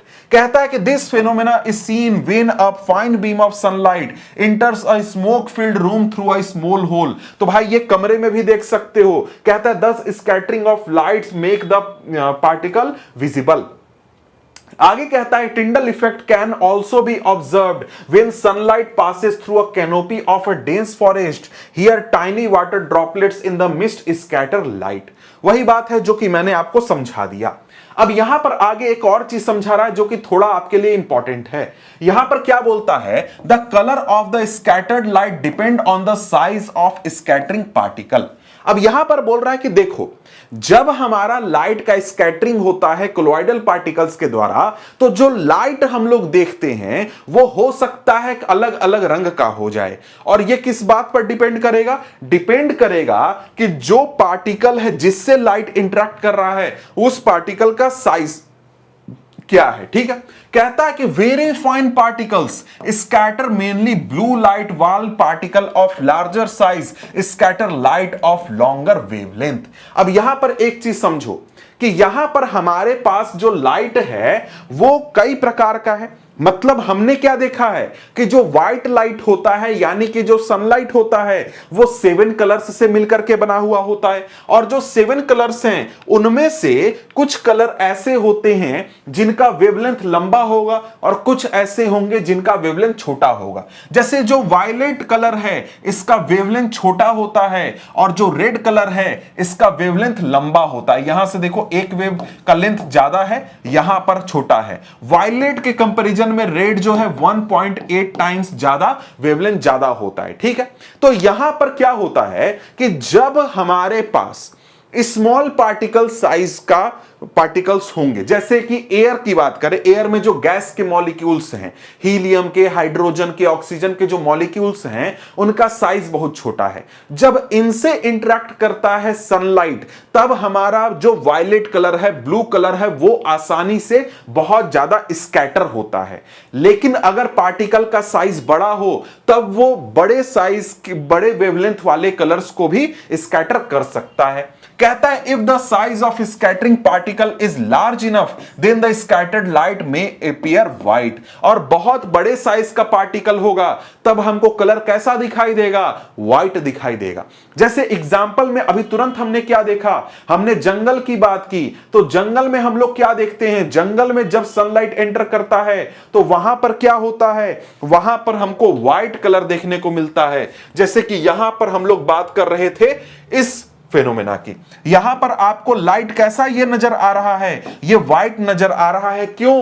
क्योंकि यहां पर जो पार्टिकल का साइज है वो बहुत ही बड़ा है और वो सभी कलर्स को क्या कर रहा है, स्कैटर कर रहा है। वॉयलेट को भी कर रहा है, ब्लू को भी कर रहा है, ग्रीन को भी कर रहा है, येलो को भी और रेड को भी, सबको कर रहा है। इसलिए हमको ये लाइट कैसा दिख रहा है, व्हाइट दिख रहा है। लेकिन यहीं पे पार्टिकल बहुत छोटा होता जिनसे कि लाइट इंटरेक्ट करता तो ये हो सकता था ये लाइट हमको ब्लू दिखने लगे, या फिर कुछ बड़ा होता तो ब्लू, वायलेट, ग्रीन इन सब का मिक्सचर करके हमको कलर दिखाई देने लगे। तो यहां पर जिस साइज का हमारा पार्टिकल होगा उस साइज का हमको यहां पर हमको देखने को मिलेगा कलर, रिफ्रैक्टेड कलर। यही factor affecting the colour of scattered light. The character of the scattered light depend on the size of scattering particle. जितना बड़ा पार्टिकल उतने बड़े वेवलेंथ का लाइट स्कैटर होगा और उस प्रकार का रंग हमको देखने को मिलेगा। कौन सा कलर सबसे ज्यादा स्कैटर होता है, कौन सा कलर सबसे कम होता है? तो जो फाइन पार्टिकल्स हैं वो ब्लू लाइट को स्कैटर करते हैं, और वहीं पे अगर बड़े पार्टिकल होंगे तो वो बड़े वेवलेंथ वाले लाइट को स्कैटर करते हैं। मतलब क्या हुआ? मतलब कि जो ब्लू लाइट है, या फिर जो हमारा ब्लू लाइट कहना सही नहीं होगा, वायलेट लाइट है ना, वायलेट कलर है, ये सबसे ज्यादा स्कैटर होता है, और जो रेड कलर है वो सबसे कम स्कैटर होता है। ये चीज यहां पर हमको ध्यान रखना है। ठीक है, अब यहां पर अगर हम लोग देखें तो आगे हमारे सामने क्या आ जाता है, आगे यहां पर हमारे सामने टॉपिक है why is the colour of clear sky blue. Clear sky का कलर ब्लू क्यों होता है? मतलब एक दिन जाओ बाहर, जब बादल वगैरह ना हो तो तुमको क्या देखने को मिलेगा कि जो हमारा स्काई है वो हमको ब्लू कलर या फिर स्काई ब्लू कलर का हमको दिखाई देता है। ऐसा क्यों है? क्योंकि यहां पर क्या हो रहा है, स्कैटरिंग ऑफ लाइट हो रहा है। कह रहा है कि the molecules of air and other fine particles in the atmosphere have size smaller than the wavelength of visible light. कहता है कि हमारे एटमॉस्फेयर में जो एयर के यानी कि गैस के पार्टिकल्स हैं, मॉलिक्यूल्स हैं, हैं वो बहुत ही फाइन हैं, और उसी प्रकार के और भी कुछ फाइन पार्टिकल्स हैं, उनका साइज जो है विजिबल लाइट से भी छोटा है। इसलिए ये जो पार्टिकल्स होते हैं ये शॉर्टर वेवलेंथ के लाइट को स्कैटर कर पाते हैं, जैसे कि ब्लू या फिर वायलेट लाइट को स्कैटर कर पाते हैं। लेकिन यहां पर जो लॉन्गर वेवलेंथ के लाइट हैं, जैसे कि रेड वाला हो गया या फिर रेड के आसपास का जो लाइट हो गया, उनको ये स्कैटर नहीं करने पाते हैं। यानी हम बार बार क्या देख रहे हैं, विबग्योर। तो ये विबग्योर में हमको क्या देखने को मिल रहा है कि जो ये पार्टिकल्स हैं यानी कि मॉलिक्यूल्स हैं, ये वॉयलेट, इंडिगो, ब्लू, इन सबको आसानी से स्कैटर कर पाते हैं। और यहां पर जो ये सारे कलर्स हैं जिनका वेवलेंथ ज्यादा है, इनको स्कैटर नहीं करने पाते। तो यहां पर क्या होता है, यहां पर जब सनलाइट हमारे एटमॉस्फेयर से गुजरता है, एटमॉस्फेयर में पहुंचता है, तो ये फाइन पार्टिकल्स क्या कर देते हैं, ब्लू कलर को स्कैटर कर देते हैं, क्योंकि ब्लू कलर का वेवलेंथ छोटा होता है, ठीक है। और रेड कलर या फिर येलो कलर, ग्रीन कलर को ये स्कैटर नहीं करने पाते। अब यहां पर ये जो ब्लू कलर जो है स्कैटर होते हुए पूरे हमारे एटमॉस्फेयर में फैल जाता है, और उसके बाद जब वो लाइट हमारे आईज में एंटर करता है, तब वहां पर हमको क्या देखने को मिलता है कि स्काई हमको ब्लू दिखता है। इस चीज को अगर आपको समझना है तो यहां पर एक तस्वीर है जो कि आपको अच्छी तरीके से यह चीज समझा सकती है। देखो यहां पर क्या हुआ, सभी कलर्स के लाइट पहुंचे, जो वायलेट है, ब्लू है, वो क्या हो गया, इस प्रकार से स्कैटर हो गया, पूरे एटमॉस्फेयर में फैल गया। और रेड, ऑरेंज, येलो, ग्रीन, ये सब बड़ी आसानी से हमारे अर्थ तक पहुंच गए। तो हमको जब यहां से हम खड़े होकर के स्काई को देखते हैं तो पूरे जगह में क्या फैला हुआ है, ब्लू लाइट फैला हुआ है। दिखते हैं तो हमको क्या दिखता है कि स्काई कैसा है भाई, ब्लू है, ठीक है। अब यहां पर एक चीज सोचो कि बादल जो तुम देखते हो, बादल क्या दिखते हैं तुमको, किस रंग के दिखते हैं, व्हाइट रंग के दिखते हैं। क्यों? क्योंकि यहां पर जो बादल में पार्टिकल्स हैं उनका साइज बहुत बड़ा है और वो सभी कलर्स को स्कैटर कर देते हैं। इस वजह से यहां पर क्या होता है, हमको व्हाइट कलर का यहां पर क्लाउड नजर आता है, ठीक है। अब यहां पर अगर आप देखो तो इसके बाद क्या है भाई, आगे क्या बोल रहा है, आगे यहां पर हमारे सामने क्या बोल रहा है कि if the earth had no atmosphere there would not have been any scattering. अगर हमारे अर्थ का कोई एटमॉस्फेयर नहीं होता तो यहां पर किसी भी प्रकार का स्कैटरिंग नहीं होता और पूरा स्काई हमको डार्क नजर आता, डार्क दिखाई देता। जैसे अगर तुम देखो, कभी भी तुम अंतरिक्ष का वीडियो देखते हो या फिर अंतरिक्ष यात्रियों को देखते हो तो वहां पर तुमको स्काई या फिर बैकग्राउंड हमेशा ब्लैक दिखता है। कभी तुमने देखा है कि कोई मून पर गया है या फिर मून पर कोई व्यक्ति गया है फिल्म वगैरह में भी, तो वहां पर हमेशा क्या दिखता है, स्काई ब्लैक होता है। क्यों? क्योंकि वहां पर कोई भी एटमॉस्फेयर नहीं है स्कैटरिंग करने के लिए। इसी प्रकार से जब फ्लाइट्स उड़ती हैं और फ्लाइट्स जब बहुत ऊंचाई पर जाकर के उड़ती हैं तो उन फ्लाइट्स में जो पैसेंजर बैठे हुए होते हैं, लोग बैठे हुए होते हैं, उनको भी स्काई जो है वो ब्लैक नजर आने लगता है, क्योंकि वहां पर एटमॉस्फेयर बहुत ही कम है। इसी प्रकार से जो एस्ट्रोनॉट होते हैं, अंतरिक्ष में जो लोग जाते हैं, उनको भी स्काई कैसा दिखता है, ब्लैक दिखता है। क्यों दिखता है? क्योंकि वहां पर किसी भी प्रकार का स्कैटरिंग नहीं हो रहा है। यह चीज यहां देखो लिखा हुआ है। आगे कहता है, you might have observe that danger signal lights are red in colour. आपने देखा होगा कि डेंजर सिग्नल जो है वो लाल रंग का होता है, लाल रंग का बनाया जाता है। ऐसा क्यों होता है? क्योंकि हमने अभी तुरंत देखा कि लाल रंग का स्कैटरिंग सबसे कम होता है, रेड कलर का स्कैटरिंग सबसे कम होता है। इसका मतलब क्या हुआ, वो ज्यादा दूर तक ट्रैवल करेगा बिना स्कैटरिंग के या फिर किसी बिना रुकावट के। चाहे आपका मिस्ट हो, फॉग हो या किसी और तरीके का सिचुएशन हो, तो वहां पर जो रेड कलर है वो आसानी से हम लोग दूर से देख सकते हैं, क्योंकि रेड कलर का स्कैटरिंग ना के बराबर होता है। इस वजह से क्या होता है, हम लोग रेड कलर को डेंजर सिग्नल के रूप में यूज करते हैं, ठीक है। यही क्वेश्चन है। अब यहां पर देखो क्वेश्चन क्या पूछा गया प्रीवियस ईयर में, ये 2025 का क्वेश्चन है। अब देखो यहां पर तुमको लग रहा होगा कि 2025 के बहुत सारे क्वेश्चन है। हाँ भाई हैं, क्योंकि यहां पर मैंने Delhi board, all India board, foreign board, सब में जो क्वेश्चन पूछा गया सबको मैंने ले लिया, सारे क्वेश्चन यहां पर है, ठीक है। इसलिए अब यहां पर गिव रीजन, रीजन आपको देना है क्या, the sky appears dark to passenger flying at very high altitude. भाई वेरी हाई एल्टीट्यूड पर स्काई डार्क क्यों अपीयर होता है, साफ साफ यहां पर लिखा हुआ है, क्या लिखा हुआ है, the sky appears dark to passenger flying at very high altitude as scattering is not prominent at such height. इसको और एक्सप्लेन करके लिखो, at such height very rare atmosphere या फिर very rare gases are present, मतलब बहुत कम amount में वेरी थिन एयर प्रेजेंट है, जिसकी वजह से यहां पर हमको स्कैटरिंग देखने को नहीं मिलता है। अगला क्वेश्चन क्या है, danger signal light are red in colour. तो भाई डेंजर सिग्नल का भी यहीं पर आपको आंसर दिया हुआ है, साफ साफ दिया हुआ है, क्योंकि जो रेड कलर है वो सबसे कम स्कैटर होता है। और इसके बाद अगर हम लोग आगे बढ़ते हैं तो आगे यहां पर क्वेश्चन क्या है, यही है give reason for the following. ये 2023 का क्वेश्चन है, danger signal installed at airport and at the top of tall buildings are of red colour. वही क्वेश्चन है, the sky appears dark to the passenger flying at very high altitude. भाई वही चीज है, the path of beam of light passing through a colloidal solution is visible. तो भाई Tyndall effect के कारण, स्कैटरिंग ऑफ लाइट के कारण उसको आप एक्सप्लेन कर सकते हो। तो क्वेश्चन काफी आसान है और काफी सारे क्वेश्चन हैं जो कि आप यहां पर देख चुके हो, कौन कौन से टॉपिक से पूछे गए हैं ये भी आप लोग देख चुके हो। तो यहां पर ये हमारा चैप्टर खत्म होता है। मिलते हैं हम आपसे अगले वीडियो में अगले चैप्टर के साथ, तब तक के लिए गुड बाय।